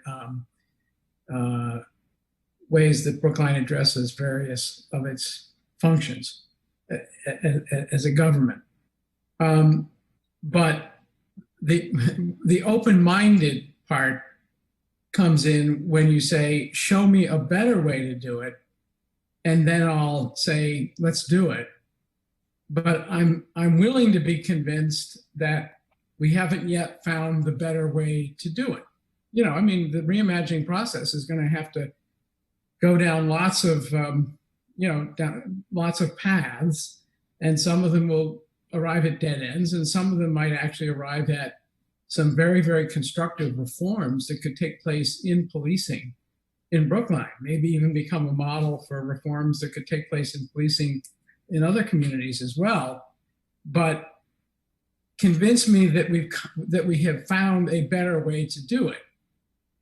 And does that fit your definition of being open to reimagining policing? No, I will tell you exactly what I mean, because I wrote it in my post on June 3rd. This task force will need to be diverse, transparent, and necessarily critical of our current model. We'll decide as a community how we'll move forward, but it's important that this task force provides a distinctly alternative vision of community safety that we can wrestle with and compare to our current approach, which so many of us agree is not working. I would say if you, and I'll put this in the chat so everybody can see it, I would say that if you agree with those lines right there, then vote for this. If you don't, vote against it. I don't know how to be any more plain than that. It is literally about being critical of the current model. It is about providing a distinctly alternative vision, and that there need to be members of this task force that are in concert, that's what they're driving toward. Is the end goal is to provide an alternative vision, not to engage in a process where you say, you know what, things are great, because for people in our community, things are not great. And that's what I'm proposing. If that's not what the board supports, let's scrap it. Let's come up with some other proposal. Someone else can write it. But this is what I'm proposing. So the only wording change that I would suggest is, and I'll just read it back to you. the task force will need to be diverse, transparent, and necessarily willing to think critically of our current model. That's one change. Willing to think critically of our current model. We'll decide as a community how we'll move forward, but it's important that this task force be open-minded or be open to a distinctly alternative vision of community safety that we can wrestle with. That's the only ways that I would suggest changing the wording. And of course, all I'm talking about here is my personal preference. That's the kind of charge I'd be the most comfortable with. Is it a non-starter? I think any changes that seek to it's so difficult talking to you all about this. I gotta be honest with you. Well, no, what do you mean talking to us? I mean, this is a complex problem and you think you have the answer, and we're saying, let's work this through and try to figure out what is the right way to go. And that is the problem. I mean, you start out with answers and then you No. I mean, you told me the other day that this committee would have to commit itself to reducing the personnel in the police department, for example. Well, that's starting out with an answer without going through the process of figuring out what the data is to support that. No, that's not what I said. That needs to be on the table. I heard a commitment, but yeah, be that as it may. So I guess I'm a little surprised. I don't see the problem with Mr. Van Scoyak's word changing. I don't see it fundamentally changing what I see before us, in the chat. I would like to get some clarity on whether or not appointing half of the body is legal. I think it's the right move, but I don't want us to get challenged either. Fair.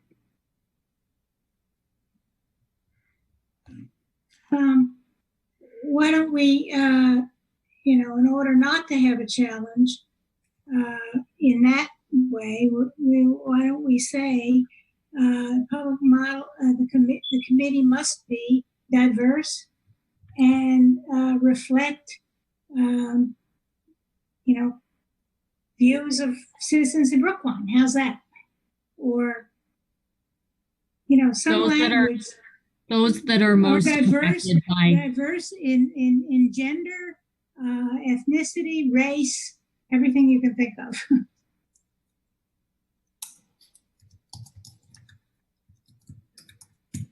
Well, my language was demographic and viewpoint diversity. I don't think I used diversity, but a balance in demographics and viewpoint. And, that leads it up to the, in my view, the two chairs and the select board to, come to an agreement on what that means. I don't think it's very difficult. I mean, but here's another option for you is to split and create two different task forces, and to have Bernard lead one focused on reform, and then myself lead one focused on reimagining, and that there is a group put together that is gonna focus on as stated in the original proposal, and do that work with the same access to all of the key players. Well, the problem with that role is that, I think it's important to have an exchange of ideas, and the people who are doing the reforming, will want to hear the reimagining ideas. So that they're two select, I like the way you had two different subcommittees, because I think that those subcommittees can do a subset of looking at the issues and then come together and discuss that. And,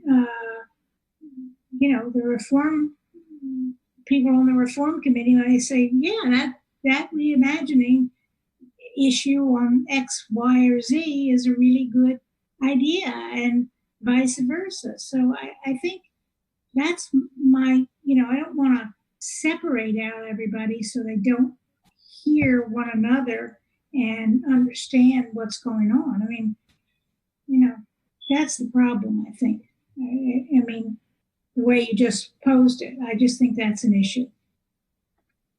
Well, I mean, let me defend Raul's proposal. The reimagining piece, you would look at things, for example, the example I like to use, what if we had no police? How would you deal with public safety under that condition? Maybe there's an answer that could be very interesting and could help us make changes to how we engage the community in public safety issues. There are examples of that. There are certain ethnic communities where a criminal element keeps the peace.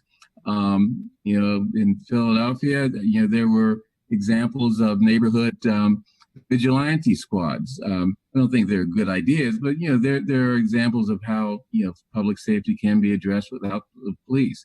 And there are probably a lot of more serious or useful examples too. And that could be brought to the select board, who, as a matter of course, would be working on the so-called reform issues. And I don't think we need a committee for that, but that's something that the reimagining committee could bring to us as issues, or we'd otherwise look at issues such as do we want people out of the police department to be giving out tickets? I mean, that's one that is an example that a lot of people have mentioned. Do we want to enforce all the quality of life issues that come up in town? That's basically reform stuff, and the select board can work on that and work towards making the police department, which I think is a strong foundation, a much better police department. While the reimagining committee will come up with what we're calling bold ideas that maybe could be implemented, maybe not, but at least will cause us to rethink how we do things in the police department and other areas of life in Brookline. So not to throw in this, but I remember getting some emails from Brookline Budget Justice folks that had some ideas on membership. And I just wanted to know whether or not either Mr. Green or Mr. Fernandez had, read them and thought about whether or not to incorporate what they were proposing for membership. I think it warrants a discussion. Yeah. I read them. I don't have them right at hand on my computer. What do you think, bro? Yeah, that's part of what led to my change in terms of the at least half of the membership being people of color. So Devin has just reminded us that we have people waiting to speak. Okay, you want to let them in now? Yeah, I'd love to hear from them. Okay. Devin, why don't you bring the first person in the queue to the meeting? Sure. The first person signed up for comment is Emmy Takanami. Emmy, you have been promoted to a panelist, and when you're ready, you can unmute and share your video.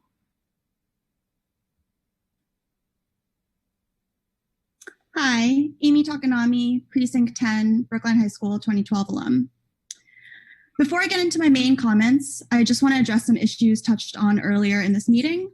It needs to be said that the vote to continue the racist and unjust case harassing Gerald Alston is shameful.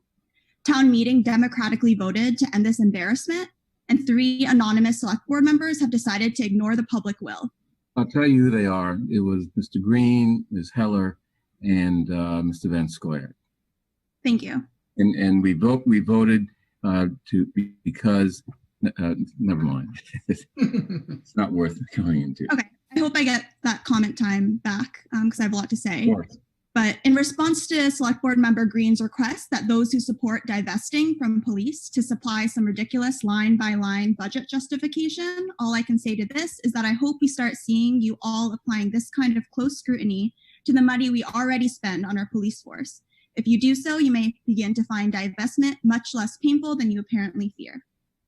To my main point, I'm speaking out to voice my support for the task force to reimagine policing in Brookline as originally conceived by Select Board member Dr. Raul Fernandez, and to state plainly the undemocratic actions the other members of the Select Board have taken regarding this task force.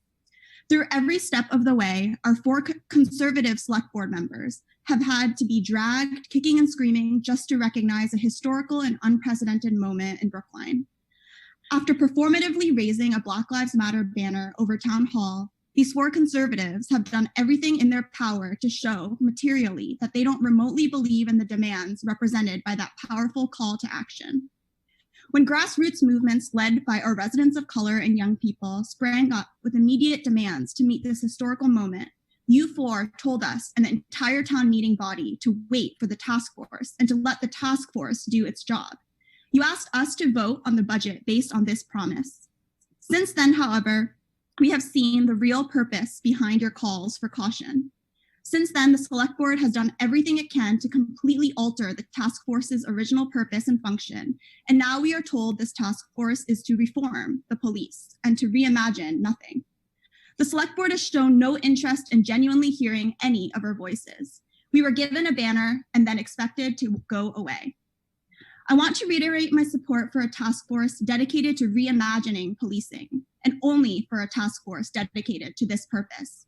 I support a task force that is genuinely critical of our current model of policing, that provides an alternative vision of community safety, and that sees divestment as its ultimate goal, all of which are distinct from an incompatible reform-based task force.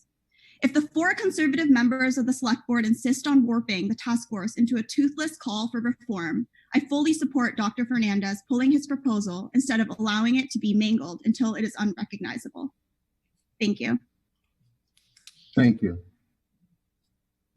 Do we have the next person? The next person signed up for public comment is Ryan Black.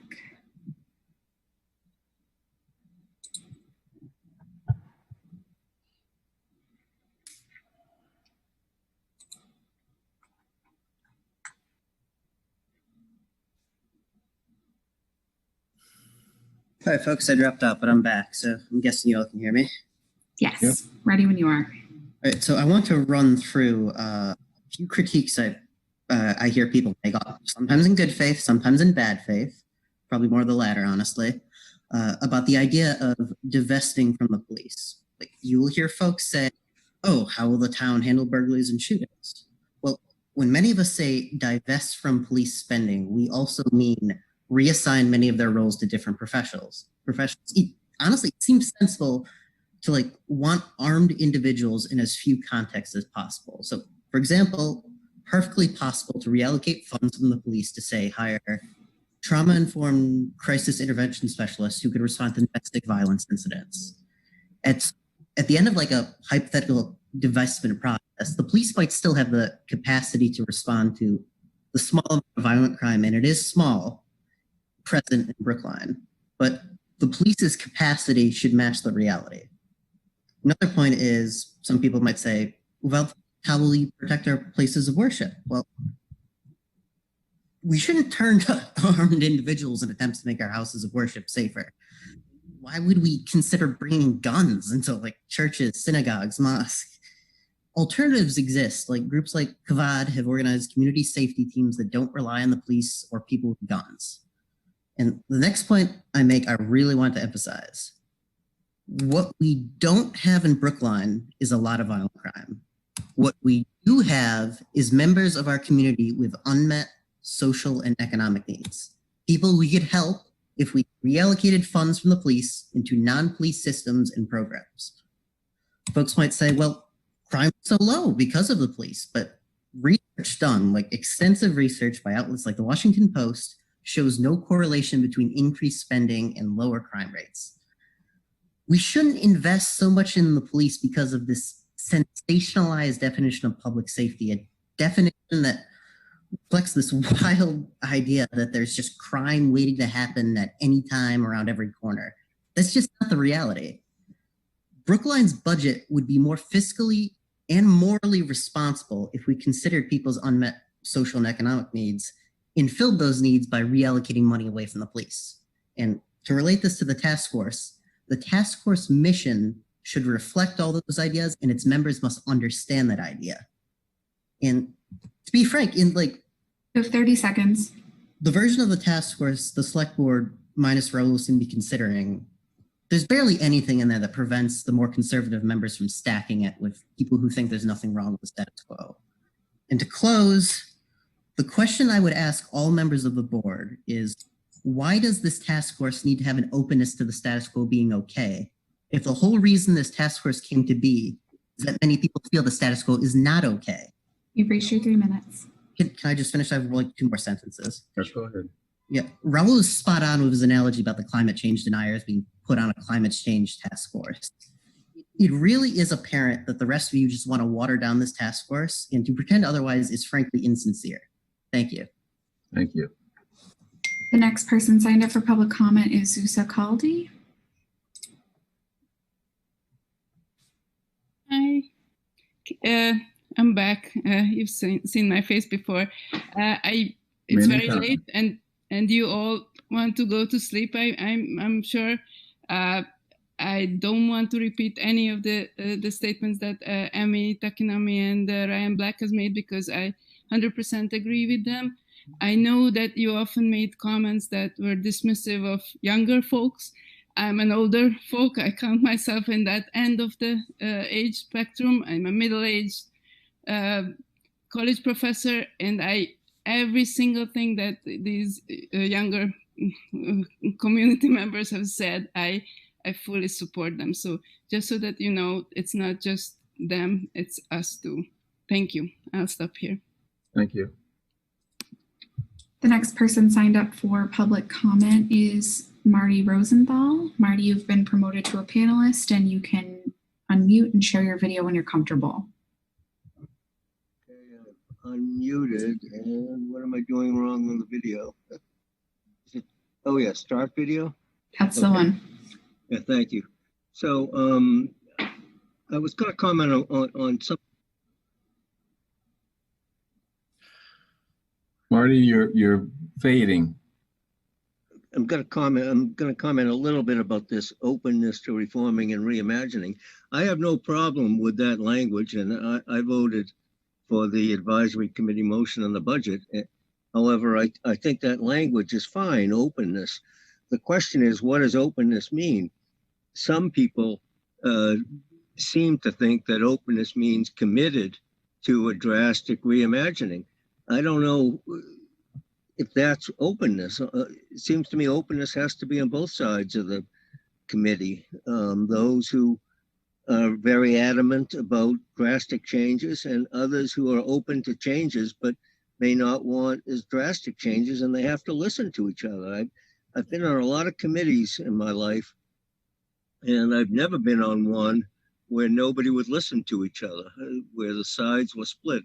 The recent sentencing commission I was on, I have to say, the prosecutors didn't budge on anything, but they at least appeared to listen. So it seems to me the real question is to have openness that is at least implicitly fact-based, data-based, and value-based. And so long as people are open to that extent, then they should be on. But if they're coming in with closed minds about in either direction, I don't think that's a workable committee. So the thing I wanted to talk about at the beginning ties into this, because I've been involved in a lot of heated things, both statewide, death penalty, locally, rent control. I ran for re-election with a 21% projected property tax increase. That was pretty damn heated. I tried to move the Pledge of Allegiance to the Assembly. Marty, let us stipulate to your background. The point I'm getting to a punchline here. I'm not going to give my background because I don't have time, but the point is, all those heated things that I've been through, I have never seen some of the kind of misinformation that we're seeing on this particular situation. And I really have found it troubling, things like what I mentioned. You have 30 seconds. Yeah, thanks. My speech at town meeting about the two officers who'd filed claims for discrimination without mentioning the retraction by one and the admission that there's a disagreement on the facts by the other. So I really have a rhetorical request to Raul, because I've never heard him make any suggestions that I thought were exaggerated, misinformation or anything. But as the real titular leader of this movement, I ask you to try to see that people don't spread misinformation. And I don't need an answer on that, but I just think there's been an awful lot of it, and it is divisive. You've reached your 3 minutes. Okay, it's divisive and it's counterproductive to the defund and reimagine real strong movement people. Thank you. The next person signed up for public comment is Alex Weinstein. Hello. I've been very interested by a lot of the discussion I've heard here tonight. And something that's really, really struck me in this sort of strange debate about the language of reimagining and wanting to get perspectives on a reform board from both sides, where one side is against reform. Y'all, with the exception of Dr. Fernandez, seem to be trying to propose that this reform board not be interested in reform or include members that are meant to not reform anything. If we want to publish a resolution saying, go Brookline PD, that's something that we can do without creating a task force. There's nothing wrong with having a diversity of perspectives on how that reimagining should go about. But if what I've been hearing overwhelmingly, and maybe this isn't what you're trying to get across, what I've been overwhelmingly hearing is that y'all want people who think the current system is fine on a reform board. In which case I have to seriously question, frankly, and I recognize that this sounds disrespectful. In some ways it's meant to be, your critical thinking skills. This is a little bit ridiculous. As a separate note, I notice you keep referring to Dr. Fernandez as Mr. Fernandez. You may want to reconsider that. It's not a great look. We have a fairly obvious task ahead of us in terms of reimagining what policing can look like, reimagining what the criminal legal system can look like. What exactly answers we're going to come to as a community is not clear. But bare minimum, we need to be able to say, this is an issue that we care about. We need a strong and incredible change. It needs to be reimagining. And we need to be able to sit down and talk about it without sitting here going, well, on our reimagining committee, let's make sure to add some people who think that the police are doing just fine. It doesn't make any sense. Thank you very much. I reserve the rest of my time. Thank you. The next person signed up for public comment is Deborah Brown.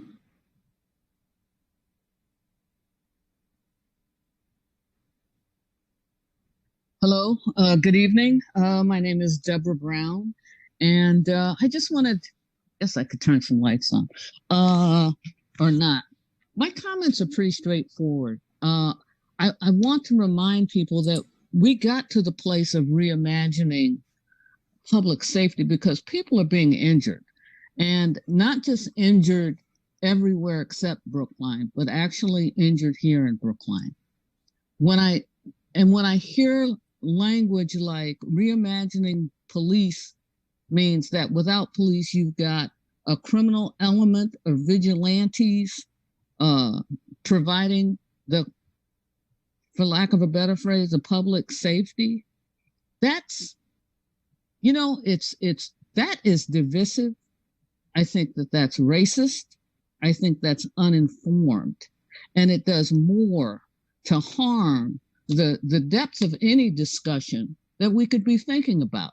And Bernard, if that's where you come out, then you can't be a co-chair because you don't have the neutrality Or for that matter, I'm not even hearing an intellectual curiosity that would give you the wherewithal to do it. I hear nothing but excuses. Oh, let's look at the legality here. You know, we have a women's commission. How many women do you suppose are on that commission as compared to men? Nobody's saying, let's go back and revisit that, I'm sure. But the reality is we have the idea of having people, a majority of people of color, is because we have an experience that the majority culture in Brookline just does not have. You do not have those experiences. And even if you just take a look at the basic statistics for stops and arrests, there's something horribly wrong.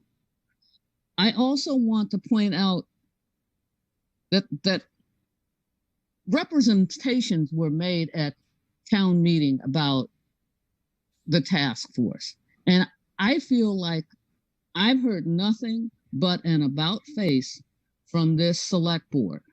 I also feel like when a majority of the comments that I'm hearing are in favor of a task force and a task force to reimagine, not just to muddle over whether we should reimagine, then I think we're not, that you are not only misrepresenting, you know, what the public is saying, but I also think that you do everybody, this entire town, a gross misservice by not critically evaluating the issues that we're talking about. So I would hope that you would rethink your position, going back to what Raul has started out with, and stick with that basic point.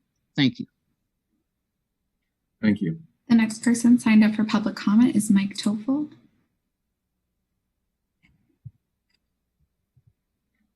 Hello, this is Mike Toffel, from town meeting member from Precinct 8. I've been listening to this conversation for several weeks now. I voted against the proposals that were issued at town meeting, putting my faith instead that a task force and a reasoned approach was a better way to go. Hearing now the weeks on end of this discussion about who should be chair and what the vision is, and the concern that people think that business, or people who want people to serve on it, who think everything is fine, like that does not sound like that doesn't make any sense to me either, as you've heard from other speakers. I guess I just want to make a few points. The task force is charged with coming up with ideas, not with deciding anything. So I feel like there's a lot of fear, it sounds like to me, in the select board membership, in worrying that what if they come up with something too radical? Well, you are the deciders. They are just the recommenders. So I think we should just be very clear that we want the recommenders to come up with passion, with recommendations. And then you can decide what to do with them. Hearing the very different visions from Select Board Fernandez and Select Board Green convinces me that if they are co-chairs of this will drag on for months and months and will be quite frustrating for them, for you, and for the community. Instead, I think we should harness these very different visions and pursue the idea that Select Board Fernandez introduced earlier.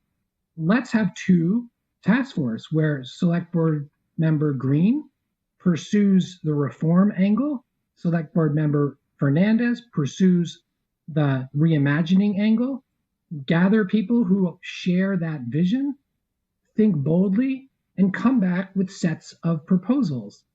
I'm not convinced by Select Board Member Heller's opposition to that they should listen to each other. These are public meetings. Absolutely, they should listen to each other. They have that opportunity, just as they would if they were separate subcommittees. They can hold joint hearings when that's appropriate, and then they can hold separate hearings when they prefer. This will get around a lot of the frustration that I think I'm hearing, and I can imagine with a two-headed task force of two chairs who have very different visions. That seems like a really 30 seconds. Thank you, Kevin. That seems like a really bad way to proceed. There seems like a great alternative proposal on the table from Select Board Fernandez. I endorse it. I encourage you to give that some more thought and hopefully pursue that as soon as tonight. Thank you. The next person signed up for public comment is Emma Nash. Hi. I'm going to keep this short because a lot of what I wanted to say has been said and because I don't feel very well tonight.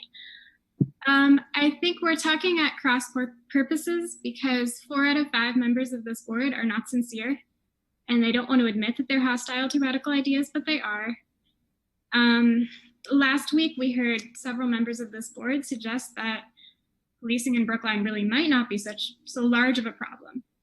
And tonight we heard you say that the analogy between climate change deniers and people who might not fit the charge of, who might not fit Dr. Fernandez's definition of being open to reimagining are not analogous to climate change deniers because we're really talking about nuance. The idea that policing in Brookline might not be going so well is not a nuanced concept. That's not an issue of nuance. So yeah, I want to reiterate everything that Amy Takanami said, everything that my colleagues in Brookline Budget Justice said, and just say, if you're going to vote on this, vote with sincerity. And if you're hostile to radical ideas, just say so. But right now, I think the people who have been most vocal in pushing for this task force don't believe that you're sincere. And so we can't support it. Thank you. The next person signed up for public comment is Lauren Bernard. Good evening, Lauren Bernard, Precinct 8, town meeting member. Couple of things. I find myself agreeing with Mike Toffel. A lot of people voted, really had a hard time at town meeting deciding what to vote for, whether to vote for an amendment, one of the amendments or not. And a lot of people, and I'm not speaking for myself here, but put their faith in this task force that was to reimagine policing. It was very clear. So all of this dancing around it since town meeting feels very disingenuous. And I urge you to stick with the original idea that Dr. Fernandez put forth, because that's what many town meeting members voted for. That's what many of our constituents asked us to vote for. And people who voted for the amendments voted precisely for this reason, because they sensed a certain disingenuousness and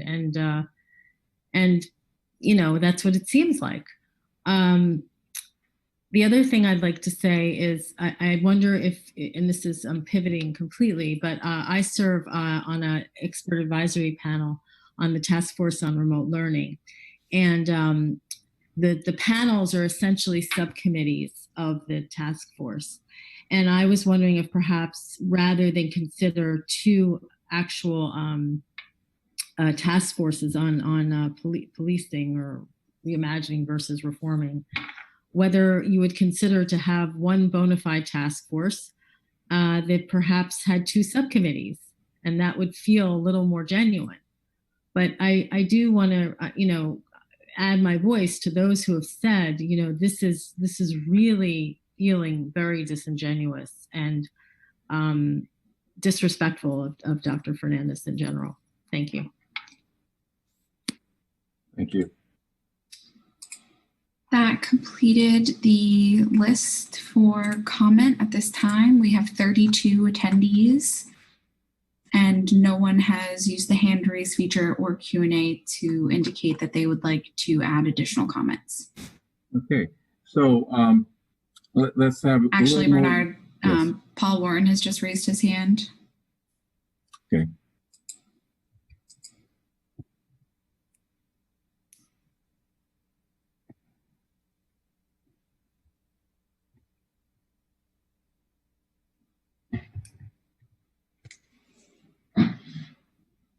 Hi, good evening.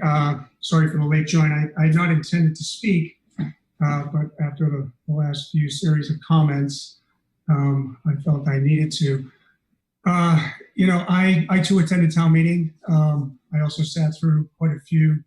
I'm Paul Warren, by the way, Paul Warren, Precinct 1, advisory committee member, speaking for myself. I too was at town meeting. I sat through a number of advisory committee meetings dealing with the amendments. And what I heard about the task force was that the amendments came in last minute without any public hearings at all. And it was all about budget cuts. And, the reimagining had been mentioned, but frankly, I never saw a reimagining task force description until the Wednesday morning following town meeting. So I didn't even know what it entailed, other than we wanted to reimagine police reforms or new ways of policing. I want to just share with you my opinion. I think that I would not separate these into two different committees. I would keep one core committee with two co-chairs, and then have two subcommittees: one reform, one reimagine. I appreciate the work that Dr. Fernandez has done on this. I know there's a lot of passion there. I know there's a lot of passion on this issue. But we have to remember there's 59,000 residents in Brookline. 59,000. And I can tell you in Precinct 1, very few heard anything about budget cuts before town meeting. And still now, many don't know that there's a reimagining of the police force that could potentially result in a 50% reduction of that police force, or it's something else. I just want to emphasize there's 59,000 residents in Brookline, and the police department services all of them, every single resident. So I advocate for staying the course with co-chairs of Chairperson Green and Dr. Fernandez, and then two subcommittees, reform and also reimagine. I think the difference between the wording is minimal at this point, and I would just encourage you to stay the course. Thank you for your time. Bernard, two more folks in the attendee list have raised their hand and would like to speak. Is the board ready to entertain additional comment? Sure. I'm running out of paper, but let them speak. The first person is Anne Greenwald.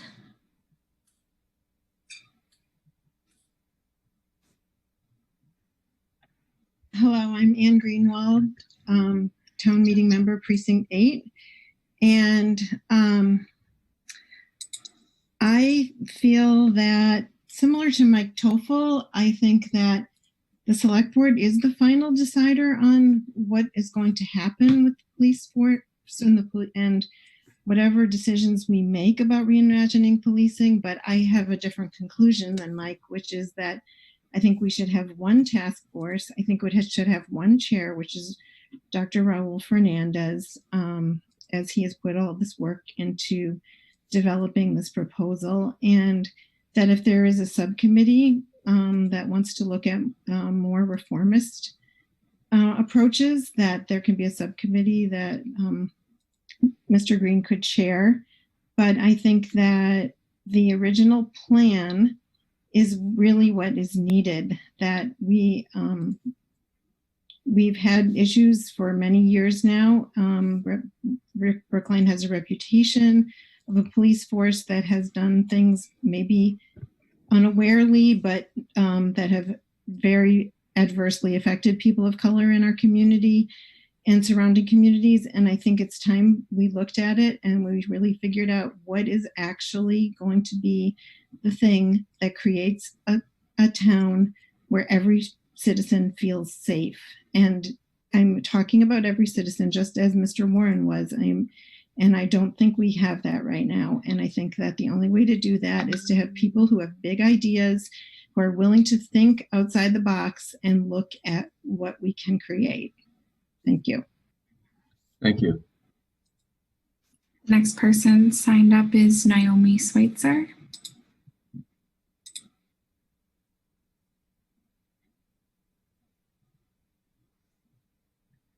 Hi, this is Naomi Schweitzer, town meeting member, Precinct 10. Can you hear me? We can. Thank you.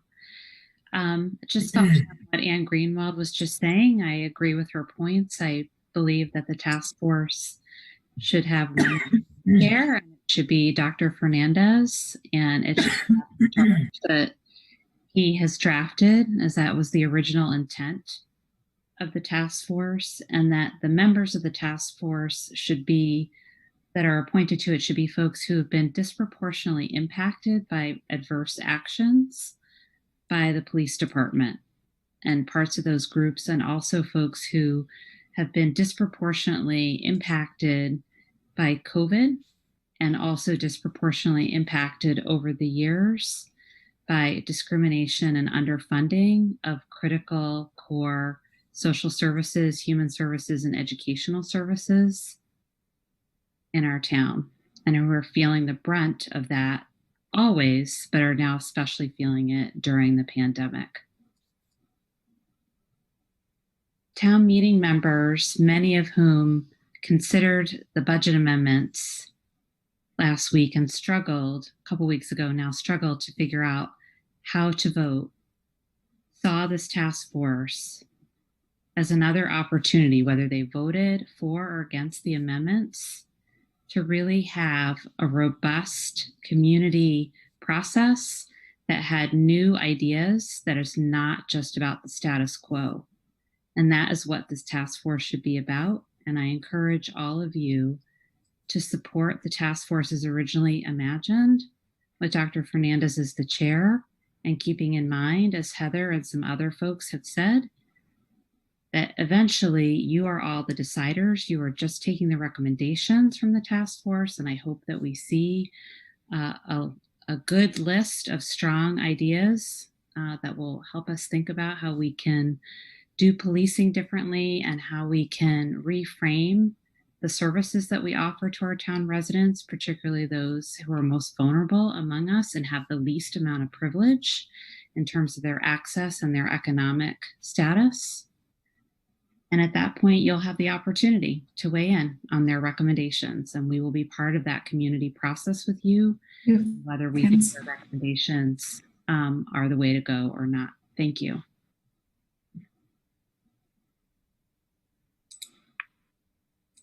Bernard, you're muted.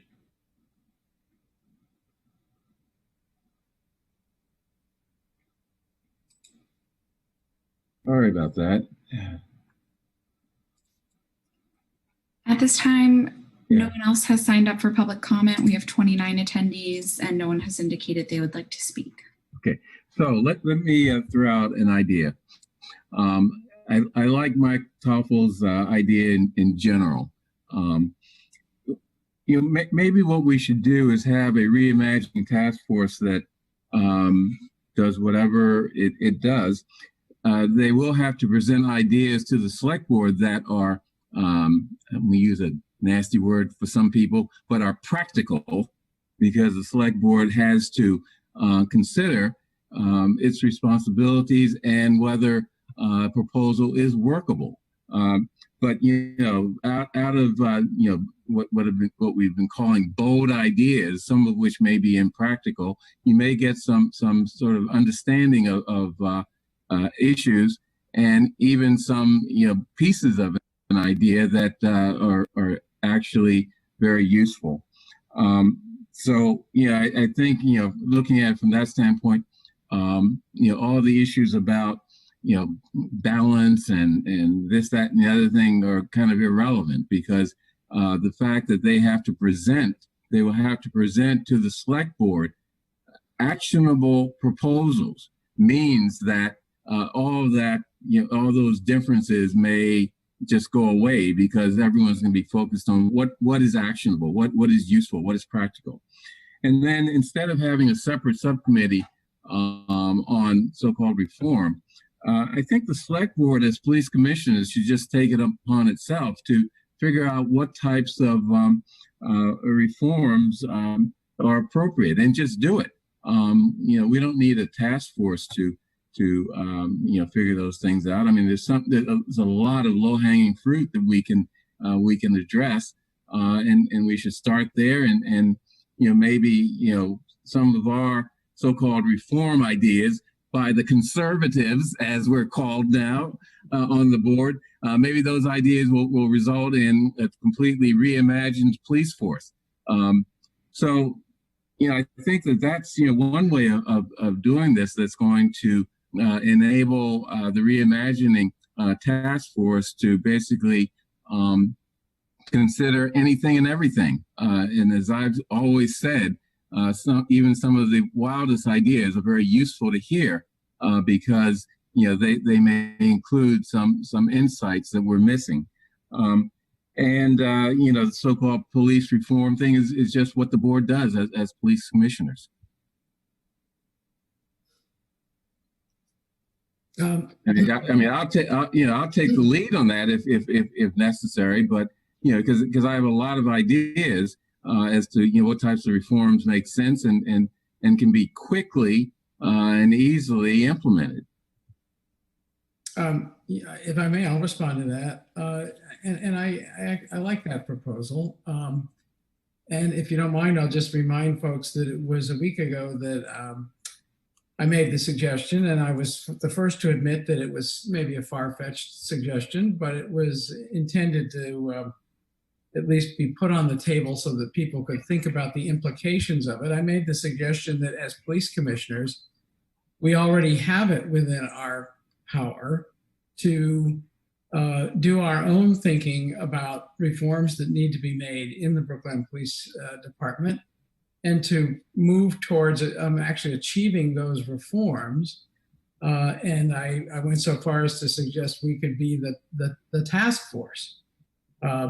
This is a variation on that, which concedes to Dr. Fernandez. I'll use that terminology since some people seem to think that we disrespect Ms. Raoul when we say Raoul, and I apologize for that. I've never objected to being called John, but that's just me. I will say that Dr. Fernandez has made a good case for the idea that there should be some sort of purely reimaginative version of a task force report. And as long as it comes to the select board, and as long as Chair Bernard has said, excuse me, as long as Green, please. Chair Green, thank you very much. Then we, as long as it is aimed at actionable decisions being made by the select board, let's take Chair Green's suggestion and let's make that the way forward. And I do think it has potential, and I look forward to being part of the select board's role in all of that. Great. Any other thoughts? Hamilton, looks like you want to speak. Yes. I can see the allure, but as we're sitting here, it's 11:24 on July Tuesday night. Our agendas are usually slammed, and I just don't know whether or not we will actually address the much needed reform that has to happen. And so I'm not sure that I can get on board with putting that on us to tackle. I'm worried that we will push it off, which is a disservice to all of us. I'm still trying to figure out why one proposal gets us to reimagining and the other proposal doesn't. I was going to suggest maybe adding some language that the Brookline Budget Justice folks had circulated. Maybe a member should be somebody from Brookline Housing. Not sure where that falls into this new proposal. So I guess I will figure out whether or not we're moving forward with this new idea. Okay. Any other comments? What do you think, Dr. Fernandez? I might have to call my wife Dr. Pinder Hughes. No, it's fine. I think this is, I take a point that Marty Rosenthal made earlier, which is, and if we're going to go in this direction, I think two things. One, that maybe instead of an openness, we just really need to say committed to proposing an alternative vision, and that it makes it very clear what this task force is about and who should apply to it. The other thing I'll say is this, is, a thing that I feel like I shouldn't have to say is I'm a serious person. And I don't plan on spending hundreds of hours of my time coming up with fantasies. Anything that I would work on should be practical, workable, or actionable. I'll say it again, I'm a serious person. And I just, it just feels like, what do you think? I just want to go with a band of people over here to the corner and start coming up with crazy ideas. No, the whole point is for it to be practical, workable, actionable. So I'll stop there. And we all acknowledge that. Right. But I think it's important to understand, like, the whole point is, just because something's bold and imaginative doesn't mean that it's wacky or that it can't work. And so, yeah, and I've always said that. Matter of fact, I've said that even what you're calling wacky things are worth investigating, because we can learn a lot from them. So I would say I would accept this. I would need to address the current charge and work up, make some quick edits and turn it around to the board. But I would accept this. Yeah. Okay. Ms. Peller, are you still here? Yes, I'm here. I'm dreaming about my bed, but anyway. Yeah, tell me about it. My bottle of Jack Daniels. If you think it's more workable that way, I'm willing to do it. I mean, I want to get this done. I do think, you may be right, Bernard, that there's low-hanging fruit that we can, implement very quickly in terms of reforms. But I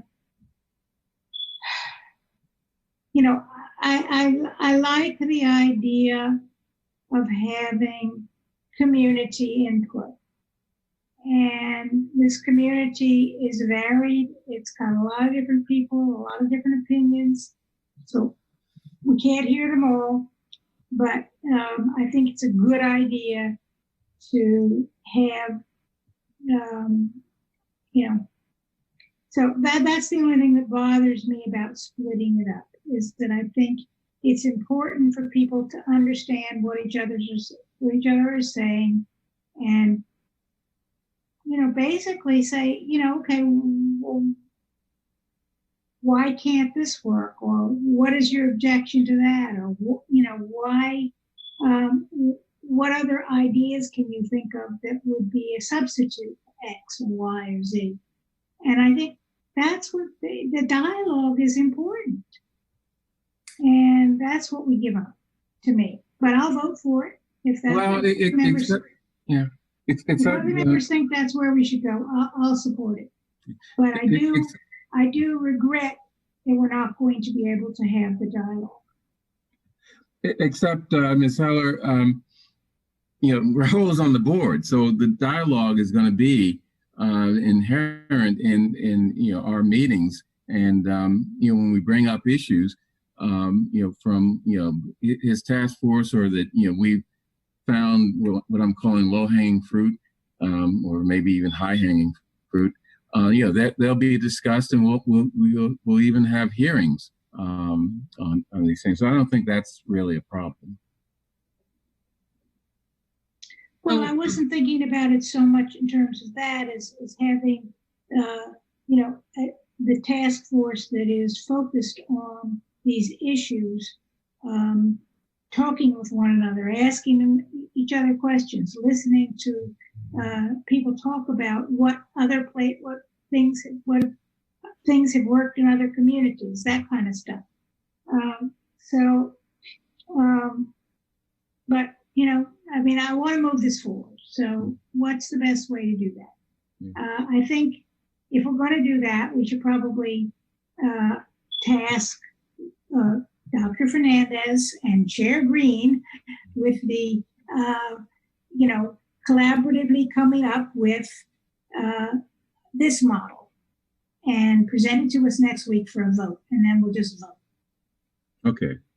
Yeah, we can do that. I mean, because basically, the charge that Dr. Fernandez put together is going to be the foundation for his task force. I mean, substantial. I mean, I'm sure he's going to add a few things, maybe take some things out and focus it a little bit. But I think the job's basically done. Right. Yeah. On my side, I can't work. I just don't want to be in the position right now of wordsmithing. It's too late. Yeah. And we well, that's not. We Yeah, have I didn't a mean to couple do of it other here. meaty issues on our agenda. Yeah. So. Yeah. Okay. So, Dr. Fernandez, can you prepare that for next week's meeting, and we can talk in terms of some ideas and other things, but that's it's a plan. I'll do that, Chair Green. Thank you. So I just have one concern left, which is, I guess the concern stems from the right hand might not know what the left hand is doing if we separate out reform. So I just want to have a better understanding next week of what we mean by reform versus reimagine. Like, for instance, civil service. Is that something that the task force will take up, or is that left to us? And I just want to make sure that the task force is aware of what we're doing and vice versa. Yeah. Civil service is a really difficult one. I mean, I think both sides need to look at that. It's reimagining policing in a big way, because civil service is such a big part of policing across the country. Depending on how you define it, it could fall into either category. Yeah. Well, So maybe I mean, you should fall into both. You have, ideas on both sides. Yeah. I mean, we'll both look at it. I don't think we need to formally, assign it to one side or the other. So, okay, we finished that. We have a plan. We're going to go forward with it. We'll talk about it next week's meeting. Next item on the agenda: debt exclusion question discussion. Mr. Kleckner, are you going to lead this discussion? Are you still awake here? I was expecting Mr. Nutting, but I didn't expect him to be up this late. But I believe he will handle this. Okay. I'm sorry. Thank you, Mr. Chairman. Nutting, glad to see you again. Yeah, it's a thrill. So thank you, Mr. Chairman and members of the board, and good for you for your hard work. Linda and I penned a letter to the board asking your consideration to put the debt exclusion question on the November 3rd ballot. Under Massachusetts general law, the board can make that choice by voting it and notifying the Secretary of State before the first Wednesday in August, and it would simply be an additional question on the November ballot. I've looked at the statistics. The last two presidential elections, you had about 30,000 voters. I would expect you to have that many or more for this critical vote. So for one reason to do it is just you're going to have a much larger turnout, even though the primary will be a pretty heavy turnout as well. But the problem, if you don't do that and you want to run the election on September 1st with the primary, we legally have to have two separate elections, two separate mail-ins, two separate check-ins. And I think it's very confusing for the voters to do mail-in as it is, but throw in the fact that you may or may not have signed up for an absentee ballot that included the debt exclusion if you ran. So you'd have to send that in again. You might get two ballots on the same day, or you might get them 2 weeks apart. And if you get them on the same day, maybe you put them in the same envelope and then you just voided both your votes. If you get them a couple weeks apart, you might throw it away, say, hey, I already got a ballot. What do I need this ballot for? So you're talking about massive confusion, I believe, in a stressful world that we already live in if we run simultaneous elections. if you showed up at the polls, you'd have to check in twice, once for the primary and then once for the general, for the debt exclusion. And physically, yeah. Excuse me, Mr. Knight. You know, I thought your letter was persuasive. Okay. Maybe the question, maybe the question is everyone persuaded by his letter? Okay. How about you, Mr. Vanskoyak? Okay. Everyone else raise their thumbs. I know you've been here for a long time. I appreciate that. But you know, you don't have to convince us. I think you know that the argument is overwhelming. That and you know we can do this under the MOU with Newberry. You know that change was made, and it's just a question of town meeting is going to have to revote the appropriation. But assuming that the debt exclusion passes, that should not be an issue. And if it is, we'll figure out. Well, I think town meeting in town meeting in May was in June was very supportive of this debt exclusion. So I don't foresee that as an issue. Yeah. So you know, by the way, we appreciate all that you and Linda Goldberg are doing, and you know, we don't want to put unnecessary burdens on your work. Because we know that it's very difficult and you know, it's a very hard job to do. So. Mr. Nutting, in your letter, I believe you, I seem to have lost it on my computer, but in your letter, I believe you mentioned a date that we needed to inform the Secretary of State that we would have the debt exclusion on the ballot. Is that correct? Yes, August 5th this year. So you could put it on next week's agenda. Or the week, I don't know, I forget your schedule, and then you need to notify them and they'll add that to the ballot. Do we have to have the exact wording, or do we just need to send a notification? Yeah, I think the wording is pretty straightforward. We had wording already developed for the prior election before we postponed it, so that shouldn't be a problem. So we can get that up on the agenda next week. Okay, great. But are you going to? Is there a vote tonight that you'd want to at least indicate that you're going to call for a special town election on November 3rd? That might be. Yeah. No, you're not. Pardon me? It's going to go on the ballot. It won't be a special election. Yeah. Sorry, be a regular election. But yeah, we can vote. I move approval of the proposal to schedule the debt exclusion ballot question for the November 3rd, 2020 regular election, or presidential election, I guess it's called. All in favor, Ms. Heller? Aye. Ms. Hamilton? Aye. Dr. Fernandez? Aye. Okay. Mr. Vanskoyak? Aye. And chair votes aye. Okay, thank you. Mr. Chairman, one more thing. I'd appreciate an opportunity at the next 1 or 2 meetings for Linda and I to make a brief presentation about mail-in voting again. Great. Okay. We'll schedule that. Thank you. And good evening. You too. Next, November 2020 special town meeting. We're talking about a special town meeting, but at some point we're going to also discuss a special so that we can handle the budget issues quickly and not have any risk of running over into the new year with budget issues that we have to pass by the end of the year. Last year there was some concern that we may not get a quorum for the town meetings in December. We want to make sure that we don't have that problem. Or any problem this year. It's going to be particularly difficult and important this year. But so the question is calling the November 2020 special town meeting and setting the opening and closing dates for the warrant. Opening date being Thursday, August 6, 2020. Closing date being Thursday, September 3rd, 2020. Mr. Kleckner, do you want to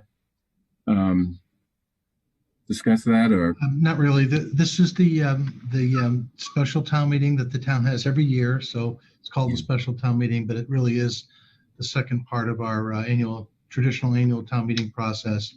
And this is the normal November meeting. I would note that the town moderator does expect a very extended town meeting and has talked about this particular week going consecutive days, Tuesday, Wednesday, Thursday, and then again next week, beginning on Monday. And that next week is the Thanksgiving Day week. So it's going to be a very busy and lengthy town meeting, I think.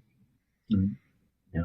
Which is, by the way, why I think we're looking at creating a special town meeting within the meeting to allow us to dissolve once we finish the budget, because that's the time of year when we need to set our tax rate, get our bills out for the fiscal year. Yeah. Okay. When do we have to do that by? No later than December 1st. No later than what? I'm sorry. December 1. No, I meant when do we have to set the special within the special? Oh, there's there's no hurry for that. Okay. Okay, any questions or discussion of this? No? Okay, I move approval of the calling of the November 2020 special town meeting and setting the opening and closing dates for the warrant, opening date being August 6th, closing date being September 3, 2020. Do we need to say in our motion the dates of the town meeting? Yeah, we should. It's November. Well, I think you should state the start of the meeting as November 17th, Tuesday, November 17th. Okay. So I move approval of calling the November 2020 special town meeting to start on November 17 and setting the opening and closing dates for the warrant. Opening date being August 6, 2020, closing date being September 3, 2020. On favor, Ms. Heller. Aye. Ms. Hamilton. Aye. Dr. Fernandez. Good. We're good. Aye. Mr. Vanscoya. Aye. And chair votes aye. By the way, now you see why some people have a hard time saying select board as opposed to selectmen. So, at any rate, so yeah, give them a little bit of grief, but cut them a little slack too. Okay, so that's the end of the meeting. It is over. Thank you, everyone. And thank you in the audience, 22 participants at this point. Okay, good night. Good night.